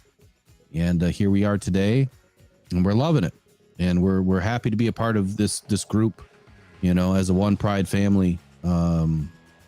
Nobody understands the pain more than a Lions fan, so we're excited to finally have something good to talk about. And even if we didn't, I'd still be here, just probably wouldn't be so excited every week.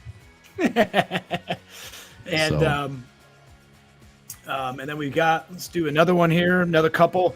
Jay Smitty, it's an excellent show. I just discovered this podcast roughly 3 weeks ago. This is inspirational to finally launch a channel and look forward to shouting you guys out. 41-year fan of our Lions. Hey, again, Jay Smitty, we appreciate it. Thank you so much for joining us. I'm glad you found us. And like Will said, we're working real hard and growing this on our own. And we are fans doing this for the fans. So we appreciate you. Thank you. So, Jay Schmitty, if I understand what you said in there, it sounds like you might be ready to launch a channel. You want to do something of your own. And if that's the case, so Rocked On Podcast Network, we offer an opportunity for Lions fans or any NFL team fan, MMA, NHL, NBA, MLB, you name it. If you want to start a podcast, or if you want to start a live show, or both, and you want some help doing it, you can join our network. You can put everything, with us, and we'll help you with everything. We have a lot of the subscriptions that make everything nice and easy. That way you have a lot less upfront cost. And we do it together. We do it as a network so that we can all help each other grow. Because the hardest thing is growing and getting it to a point to where it makes sense. But joining our network, we'd love to talk to you about it. And for anybody out there that's interested, bring it on. You can email us at info@rockedonpodcastnetwork.com. You can find all that information in the YouTube bio as well, or in the descriptions of the channel. There's a link tree that has all of our information. You can find us somehow. So I want to read this quote by Dan Campbell on Justin Herbert, because this is what Dan Campbell thinks about Justin Herbert. He says, it's the quarterback. And this is when they're talking about the Chargers and who they are and their identity on 97.1. He says, it's the quarterback. He makes it go. He's everything. As we know, he's a very talented player. He's a very good athlete. He's an accurate passer, and he's able to stand in there and rip it. And he's tough. God, he's tough. He will take the shot after shot after shot. He reminds me of Goff in that regard. He will stay in the pocket, and he'll take it right in the face and deliver a throw, and he won't be affected the next time. It all starts with him. To that point, we have to keep him in the pocket and make him make those tough throws over and over again. Certainly can't let him escape. It's not something that he does a lot of, but there's enough where it's frustrating and he can get to you. I love this by Dan Campbell. I got a call coming in, Andy. Cool. All right, more of y'all calling in. Please, again, call us. This is our Friday night radio style broadcast. Please give us a call. We got the number out there, 313-312-0348. Got more people chiming in right now. Here are comments. Honolulu Blue Collar, welcome in. Feed Monty and Gibbs to open JMO deep. Let's go Lions. I like that. Give it to them.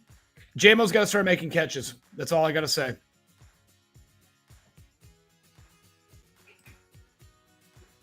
Oh, Will's still talking. He was on mute. And Lauren, you're saying Herbert checks all the boxes. He does. Okay. And don't misunderstand me. I think Herbert's a fine quarterback. I just think so far this year he hasn't looked the strongest I've seen. And again, I know that injury on his ring finger has been kind of nagging him. He's a mobile quarterback, though. And as Will said, and as we know, our defense has kind of had issues with mobile quarterbacks. So hopefully they've had that corrected. Will, what you got, buddy? So I'm back, and I have Derek on the line with Lion Syndicate. Derek, can you hear us? Yes, sir. What's up, Andy? What's up, Will? Hey, man. Derek. How are you doing today? Glad to see you. You've crawled out of the basement, and you've been under the weather this week. Glad to have you back. No, I saw it out of the bed into the basement. There you go. So what's on your mind tonight, man? I don't know if you followed along at all tonight, but I've given the Chargers no respect tonight. Jesus. Yeah, I heard that. And I heard the last caller call in, too. He was talking about the pass rush. Yep. And I wanted to get you guys' opinion on the lack thereof. Now, I saw an article from a few days ago. I was sick, so I couldn't really talk about it, but I talked about it today. There's a pass rusher, man. He's 34 years old. Well, he'll be 34, 35, somewhere around there in the next couple of months.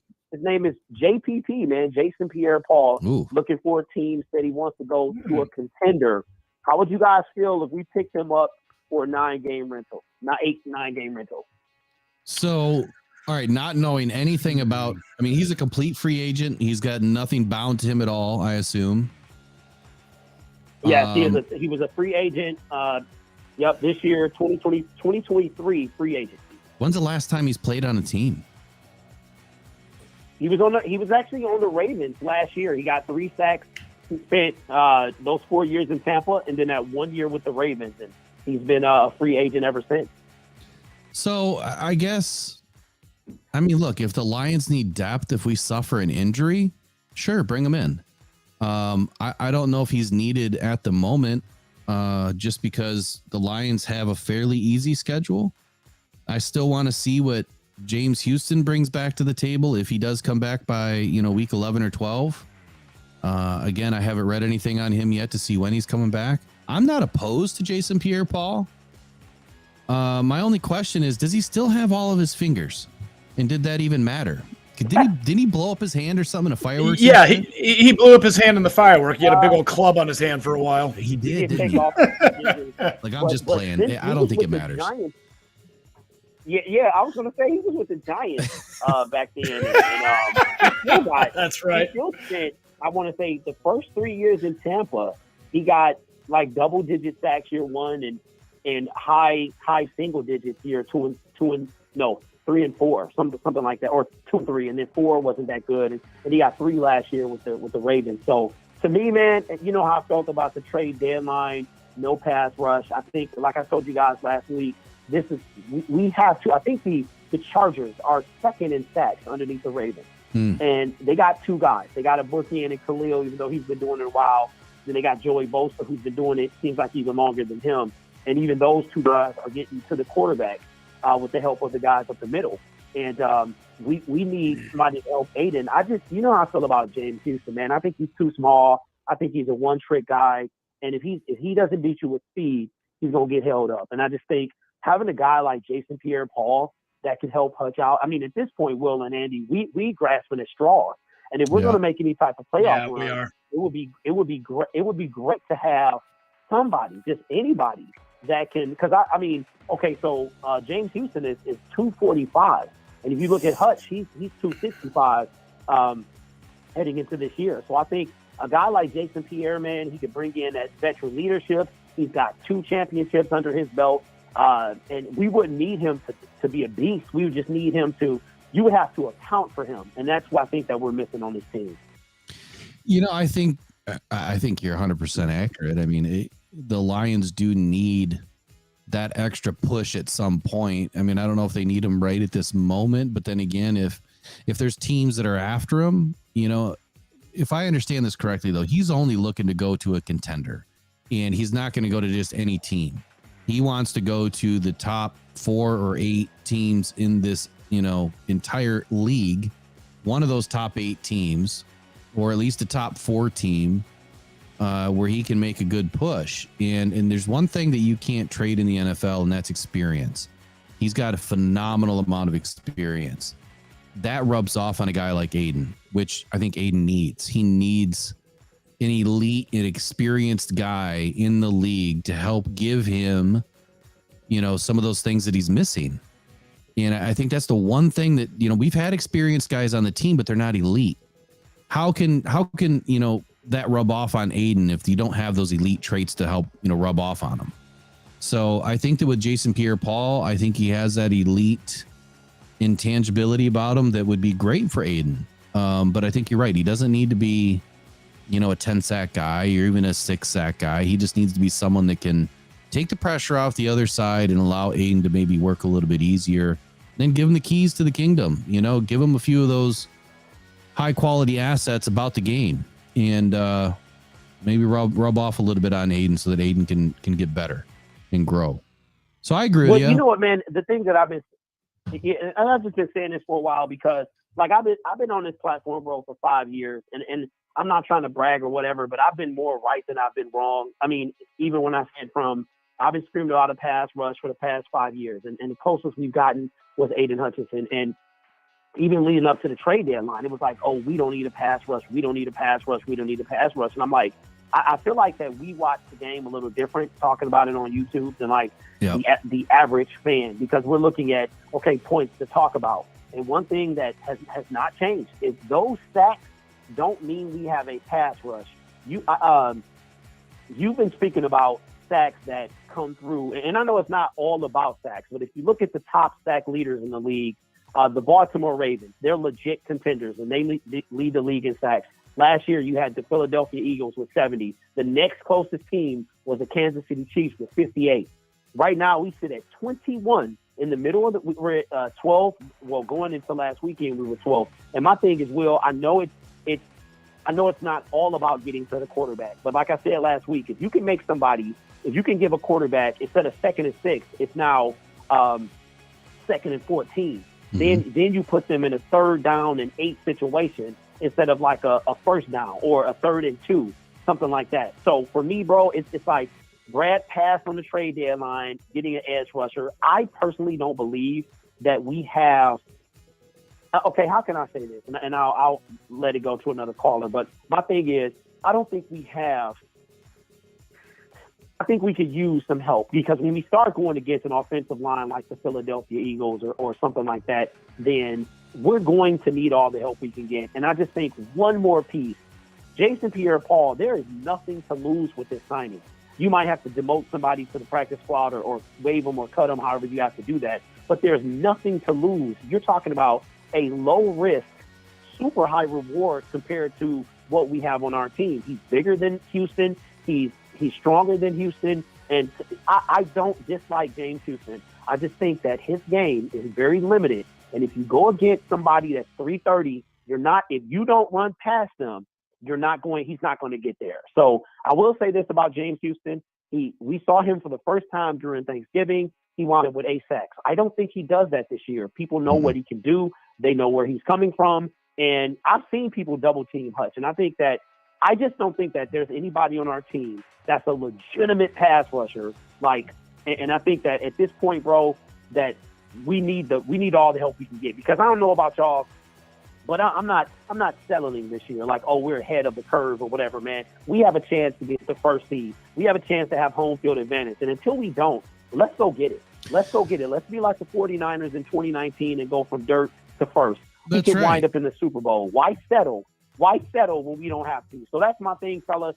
Let me ask you a question. Let me ask you a question here. Yes, so sir. Do you think Brad Holmes has taken a defensive tackle or a defensive end in the first round of 2024?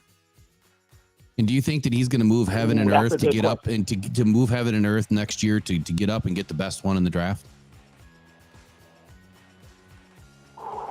Man, that's a really good question. And the reason why I ask is maybe that's why he pulled away from the trade deadline. You know, it wasn't making sense. Number one, he couldn't give up a 24 pick to make anybody happy to get a Montez Sweat or a Chase Young or anybody else. He wasn't doing it. He was giving up 25 capital, not 24. So that would be my first question. Do you think he's going to do that? My second question is, there's a lot invested in Aiden Hutchinson. He can't beat the double team when he does get double teamed. He's not getting home. And you know my theory on production versus stats. I don't care who gets the stat. I only care about production. I don't care if it comes from Aiden, and I don't care if it comes from Kaminsky or Houston or Buggs or McNeil. I want them all to eat. I'd rather see them all eat in a game versus one guy eat in a game.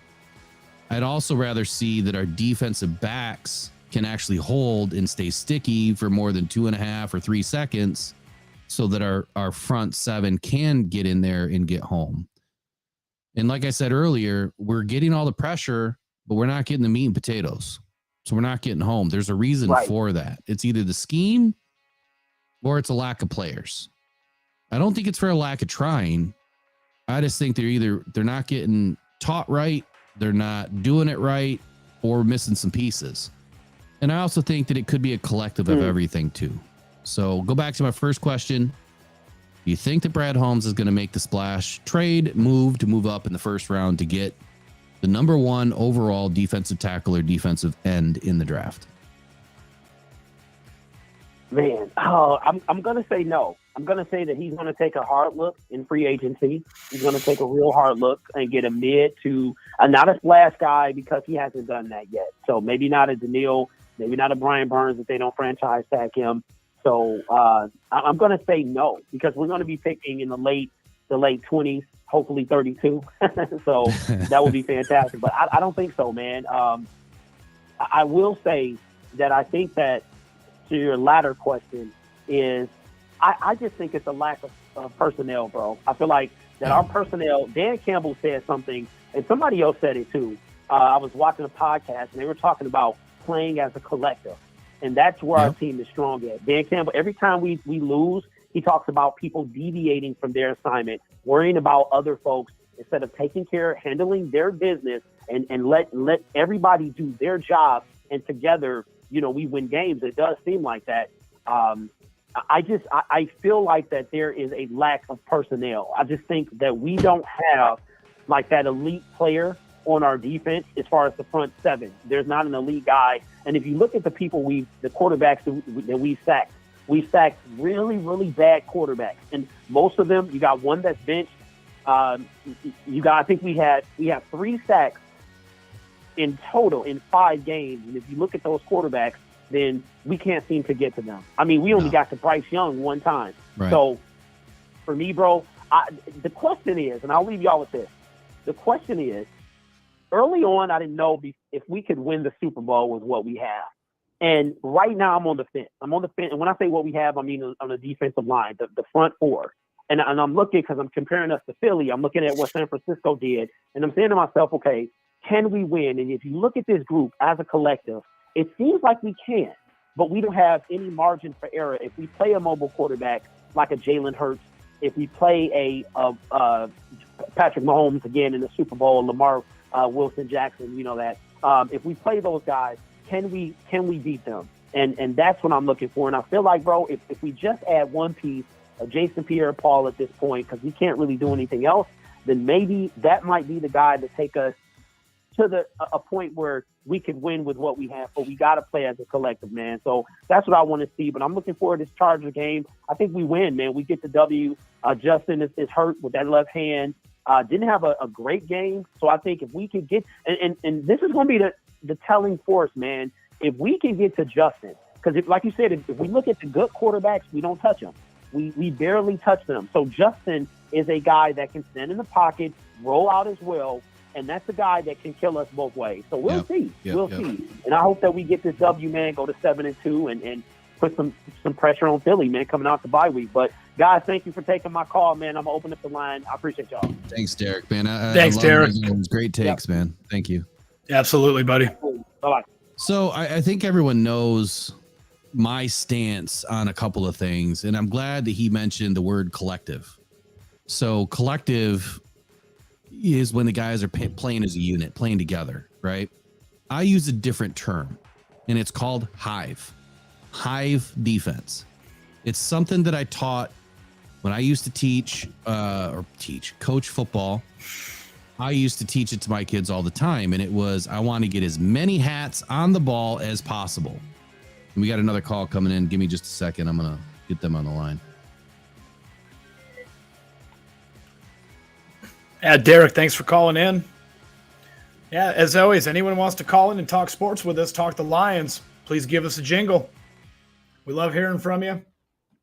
All these great comments are coming in. I've been trying to get to all of them the best we can as we're focusing on you guys and the callers, which is Andy, actually the same thing. Andy, can you hear me? I hear you, buddy. All right, so I'm going to bring Vince on in just a minute, but I want to finish this hive defense thing real quick. So I want to get as many hats on the ball as possible. I don't care if it's a run or if it's the tackle, after the pass or whatever. When the Lions play as a hive defense, that's when we're seeing sacks and bunches. When they're all moving, as a hive, as the worker bees all work together in the hive, they only work individually when they're out collecting, the pollen. So in the hive, in the box, right, is what I call the hive. When they're all working together and they're all doing their job, that's when we get sacks and bunches. The problem for the Lions is they're getting sacks and bunches against weak teams. Against the better O-lines, against the better quarterbacks, they're not getting home. So to Derek, our last caller's point, the tough quarterbacks that we're facing, the mobile quarterbacks that we're facing, we're not getting home. We're not having results. And that is where I think Derek is 100% spot on, that we need to add another element to this defensive front that can help the rest of the unit collectively get home and get results. So let me bring Vince in. And Vince, you're on the line with Rock Down Podcast and Rock Down Detroit Lions. Can you hear us? Yes. Can you hear me? Perfect, man. I got you loud and clear. Thanks for calling in again. How are you doing tonight? so good, man. Just waiting for Sunday. Yeah, absolutely. The dreaded 48 hours from Friday, it seems to take too long. The week went by quick, and then we got to wait on Friday. Yeah, and the bye week too added on top of that just compounds the whole stress of it all, man. So do you think that we're coming back stronger in this game? Do you think that this rest and relaxation that we got is going to bring us back stronger and healthier, aside from the injury report? Do you really think that this team is better? I wanted to. There's this weird thing, like the first press conference Dan Campbell gives, he's done like 3 since the bye week started, I think.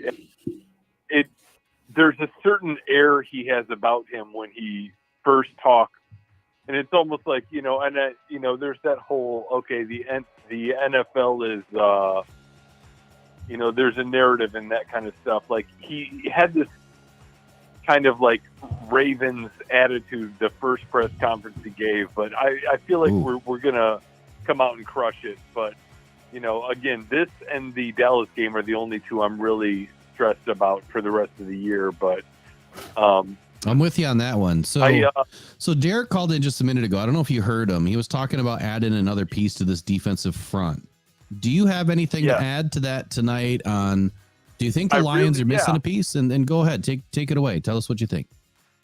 So who is the and forgive me, man, it's been a long week for me here in Arkansas, but the defensive guy we just drafted that hasn't played until last week, what was his name? Broderick Martin. Yeah, Broderick. I think maybe you mentioned it in one of your last episodes, one of the past 2 or 3 episodes you had, that like him being in there may have been an additional piece that helped with all the sacks that we got against the Raiders.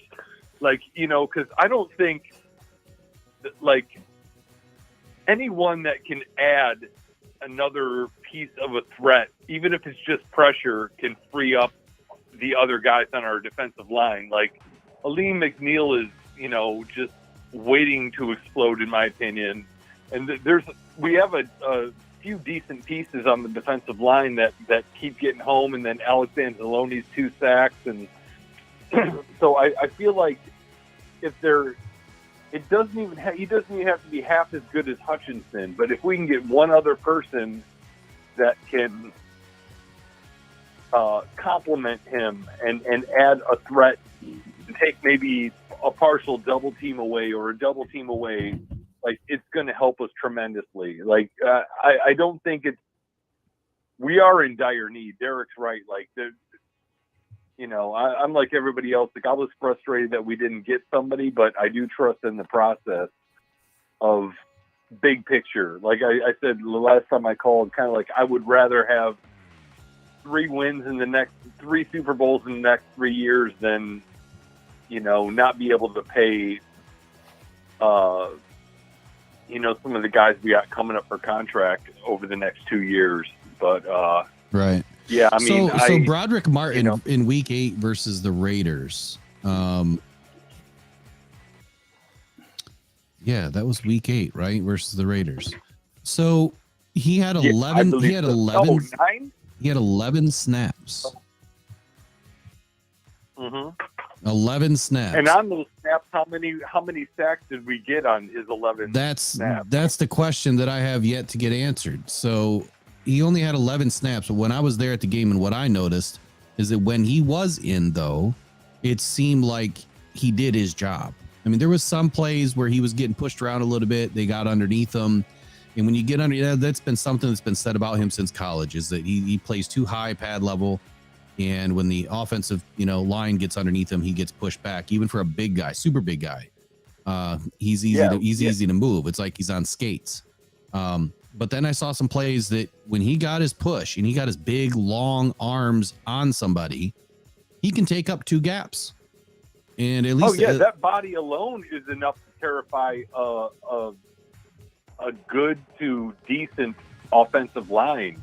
Oh yeah, and like again, maybe his presence alone I would love to see the stats on when those sacks came. If he was if he was lined up, or because his body size alone, that might make a huge difference. He's really raw yet. I mean, I do believe that his development is going to be key for the Lions in 2024, and hopefully he makes a huge leap forward in 2024, because we definitely need a bigger body as a defensive tackle that is able to push the line and clog up the running lanes. And that's what we were hoping to get out of Isaiah Buggs. And I feel like, Isaiah Buggs is on, the last bit of his leash, and I think he's gone after this season. And the Lions are going to have a big hole. I mean, he's a big guy, he's a great guy. He's done wonders for this Lions team. I just feel like he's on his way out, and I don't know what happened. But maybe he's just kind of lost a step. I don't know. Right. So Broderick, I feel like, some of the most surprising players that have come out of the Brad Holmes drafts have come because of injuries, and because we have so much depth almost on that defensive line. They may not be great, but he may not have gotten his opportunity like Amon-Ra. I feel like he got his start because of injuries, and there's just a number of players that got into the lineup because other players got injured, and how much are they going to baby and kind of coddle some of these guys like Broderick Martin before they get in the game. And sometimes these guys may seem mediocre in practice, but you get them in the game and they come through clutch. So it's I feel like maybe that might be one of the things. I feel like Broderick is going to be a beast because, again, if he can get his pad level right, and he has that hunger for having not played for so many games, like half the season, that could be big. I mean, another thing you had mentioned in the Donovan Peoples-Jones thing, I mentioned in the comments, he's coming off of a lackluster season, but so did DJ Chark. When we got him, he came off of a season that wasn't good, but he's the same body type, the same size type player. I feel like he might be, a nice spark. Last time we talked about kind of, is the Detroit's offense this year kind of slowing down because they're being smarter with, kind of running the clock and everything, but they are missing the big body downfield, when it comes to wide receivers. Yeah, no, I agree. When I look at Chark and DPJ side by side, they both have that nice downfield presence to them.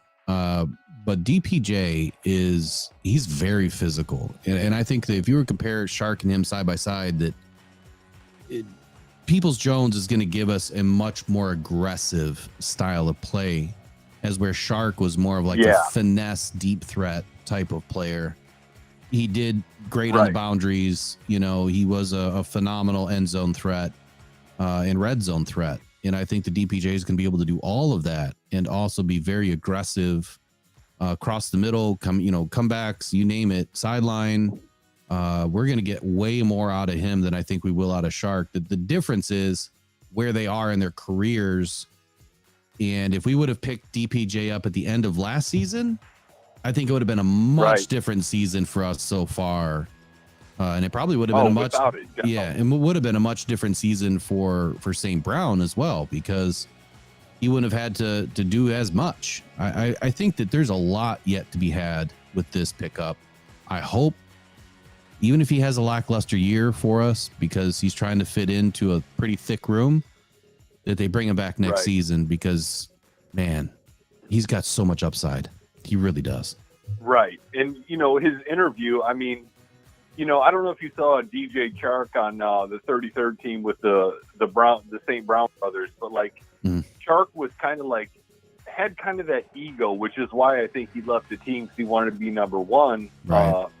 But, and then Donovan is kind of that humble dude that almost fits the culture better. He's grateful to be here. He's blessed is what he kept saying in the interview. But I feel like he might be a better fit, and he's the same type of dude. And again, it might come on as the spark for the offense, which like everybody always talks about complementary football.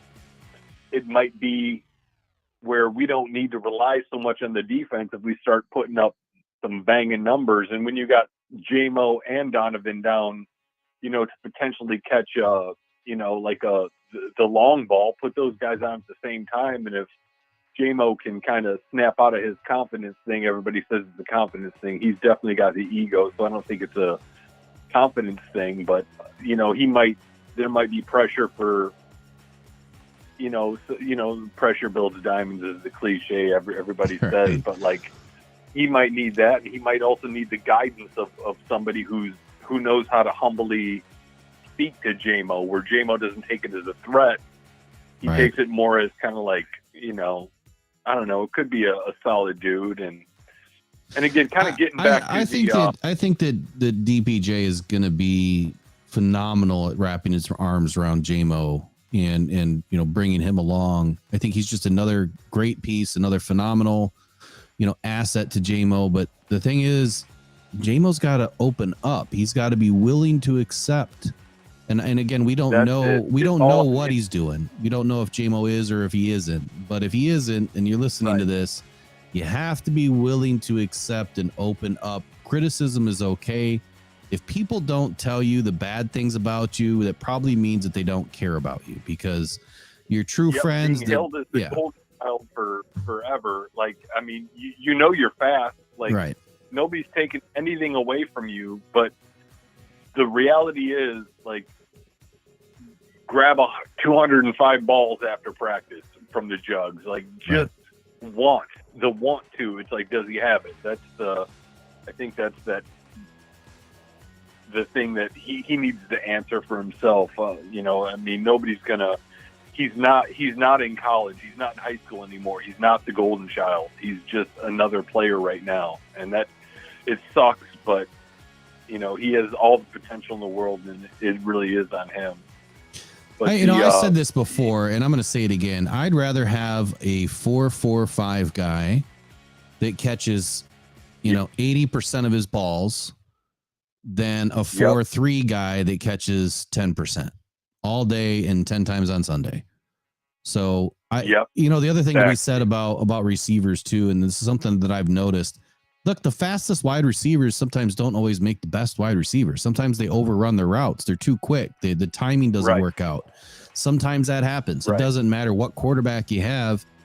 You can be too quick in this league if you are not technically sound. If you are not perfectly technical, you can be too quick.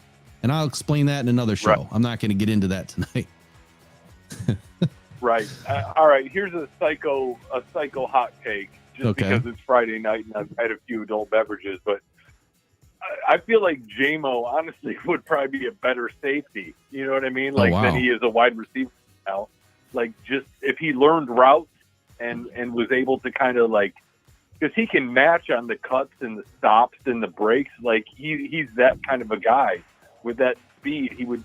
I feel like he would be ridiculous with it. But the last little caveat I have would be, you guys, when you're talking to Derek, we're talking about, like, do you think in the draft they're going to go after the number one pick on defense? And I feel like they're not going to. They're going to go after the highest rated based on their scouting. And they'll find somebody, and it may be a sleeper. Hell, it may be a third round player. You know what I mean? But again, it doesn't have to be the Hutchinson kind of level of a defensive player. It just has to be even half of what he is, that can take off some of that pressure, which will also free up Aleem, and maybe one of the Aquaros will wake up and start playing D. And I know they have a few shining moments, but that's the problem. They come through in moments. That's right. So we're getting guys that are flashy, and the one thing that Campbell and Brad Holmes both say. We want a reliable player. He's reliable. He's going to be there. The Tom Kennedy kind of cliche. Right. Like, he's reliable. That's what we need. We need a reliable guy who plays their role, so nobody else has to second guess their role and try to pick up somebody else's dropped play. Like, we need that consistency, and they don't have to be the all-star. We are this is very much like the Bad Boys Pistons. Like, there aren't going to be stars. Nobody's ever going to look at Amon-Ra St. Brown like he's the greatest, like a Tyreek Hill or something like that. He's always going to be kind of like in the shadows, even though he puts up phenomenal numbers. Like we need those kind of players, the bad boy era type of players, but for football. 100%. I couldn't agree more. So I appreciate the call in tonight. We are coming up on hour 2, and we are going to get going on the show. It's been a long Friday night, Vince. We appreciate you calling in, man. Please feel free to give us a ring every Friday. We're going to be live on Sunday as well after the game. And nice. we appreciate you, man. Both you guys and what you guys have overcome health-wise and everything, and the fact that you're fanatical Lions fans. And God bless, man. I appreciate you guys. Thanks, Vince. You take care. Yeah, you too. Thanks, Vince. So you heard it from the man himself, Vince. Andy, what do you got to say to all that? You didn't get a whole lot in there. Do you think that the Lions are going to move up at all to try to find the best defensive tackle? And let me expand on that. So Aleem McNeil's coming up on a contract. Pretty sure Bugs is done after this season. I think he's on a 1 year. The Aquara brothers are coming up on contracts. Pretty sure it was one of the other renegotiated or restructured is this year and is in his final year. Broderick Martin is like the only defensive tackle left. And you know what? I don't care if Broderick Martin is a really good backup. I wouldn't care. We still need an elite defensive tackle. There's no ifs, ands, or buts about it. So what do the Lions do next season? Are they going to go after the top rated? Are they going to move up at all to try to secure that position? I think they go in free agency. You think in free agency too? They're going to find a flashy player or just somebody that fits the need? And I think it's going to be fits the need, and I think it's going to wind up also being the culture thing too. I think they're not just going to take anybody. I think that's been pretty well established. That's what Campbell and MCDC want to go for with this team. I agree with it. I think that, out of 53 players that are on the active roster, and you have basically 25 starters on game day, 3 of which are relegated to special teams. I would say out of those 22 on offense and defense, you have 11 each that really start your main guys. I would say that you need to have one of them not be a culture guy, just one on both sides of the ball. I mean, and I don't mean that in a bad way. Of course we want them to be part of the culture and part of the fit and, part of the direction of the team and the organization and about the city. But what I'm saying is we need someone that's just kind of teetering a little bit, that maybe has that extra weirdness about them, tenacity about them, anger about them. I don't know. Bad boy-esque to a degree that gives us that extra oomph, to kind of get over the hill and race our way to the Super Bowl. Just one guy. Just one. Yeah. Not the guy like a JMO that's just not getting it. We need a guy that's got it and knows he's got it. You know what I mean? Mm-hmm. You have to excuse my demeanor right now, Will. I got this comment on here. I can't pronounce your name, I guess G-John. But I've been dwelling on your comment for a couple minutes now. JMO will be fine when Jared stops throwing ducks. Okay. I don't want to get fired up here, but no, it's cool. If I want to know, Jared, did he watch our video that we put out with all of the passes to JMO? I guess not. But again, here we go. Every receiver on this team has no issue catching passes from Goff. JMO can't catch a catch. He can't catch the ball. And it's on Goff. Can you just stop already with this? Somebody had to wake Andy up. Andy was sleeping over there. He was doing just fine. Oh my God. I can't take this anymore. It's driving me nuts. I swear to God. I'm at a point where you could probably have Mahomes or Hurts throwing to J-Mo. He's not going to catch. He's not playing well. I swear to God, everybody, every time this team does not do well, it automatically goes to Goff. How? All right. There. So I had a call coming in, and I apologize to whoever's calling in, but we're wrapping up the show right now, and we're done. So send us a message on who you are, and let us know that you can call us back on Sunday. We're gonna go live after the game, obviously. We don't want to miss out on you, but we've been on about 2 hours right now, so we got to get moving. Before my to piggyback off of what Andy said, look, if you go to our YouTube channel and do yourself a favor right now, look below. If you guys haven't subscribed, come on in, join the Rock Down Detroit Lions team, and go to our YouTube channel. And I did a JMO, the shocking truth behind Jameson Williams highlight revealed, right? I did his highlights. I did every single pass attempt this season through the first 4 games that he was in. Every single one, every target.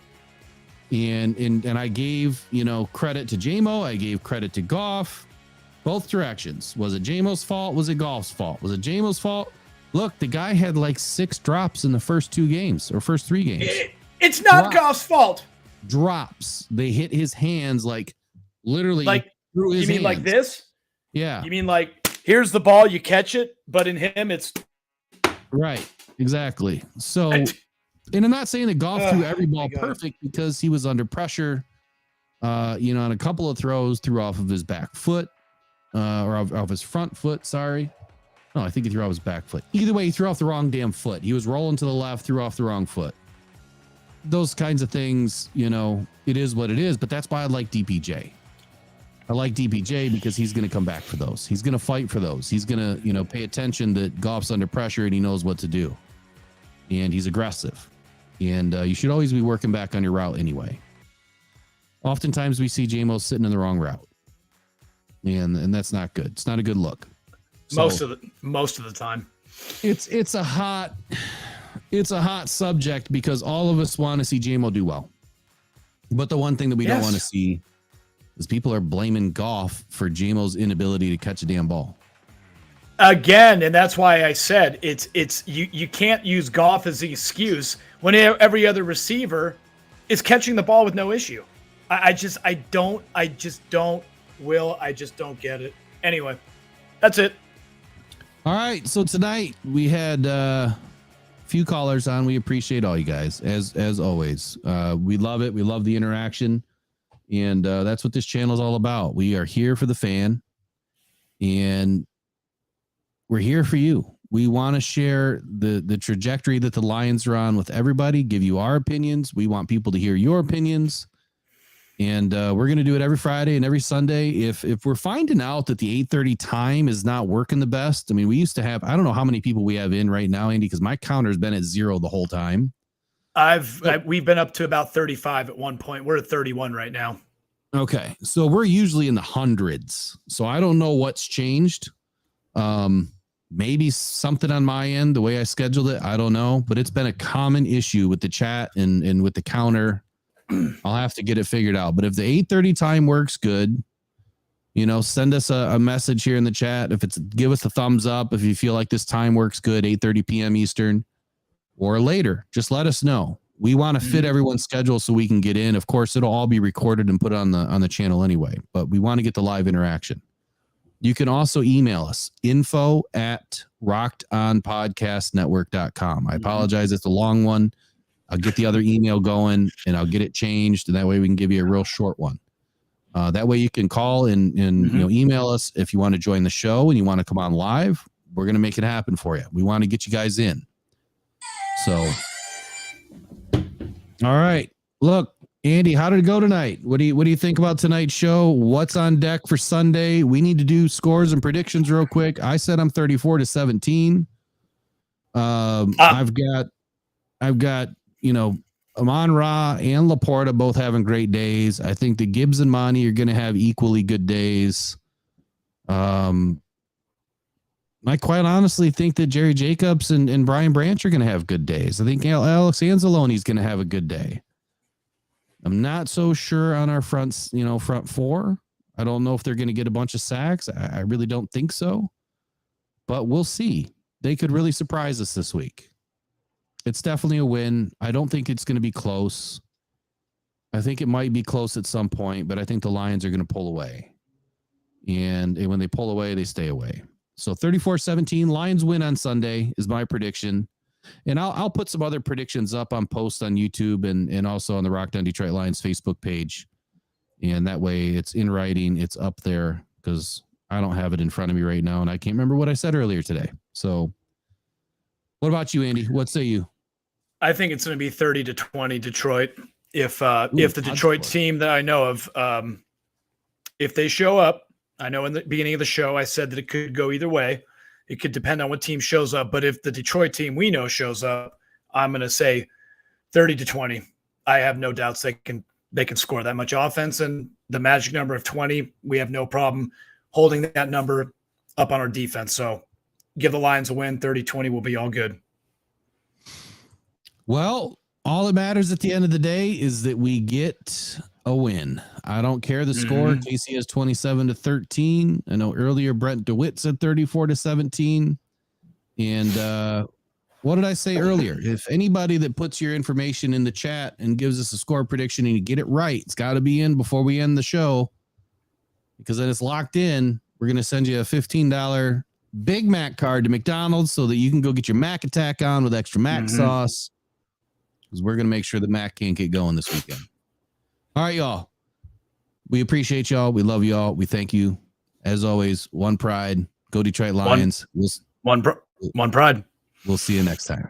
Take care.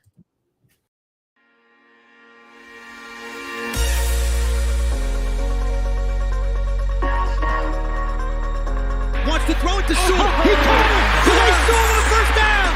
Oh, the big man dives down to the 31-yard line. Oh, that is beautiful.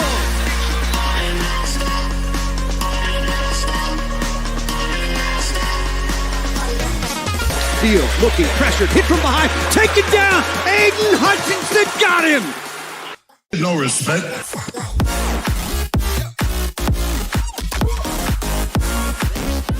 So, we look like we're ready. This is day one. No respect.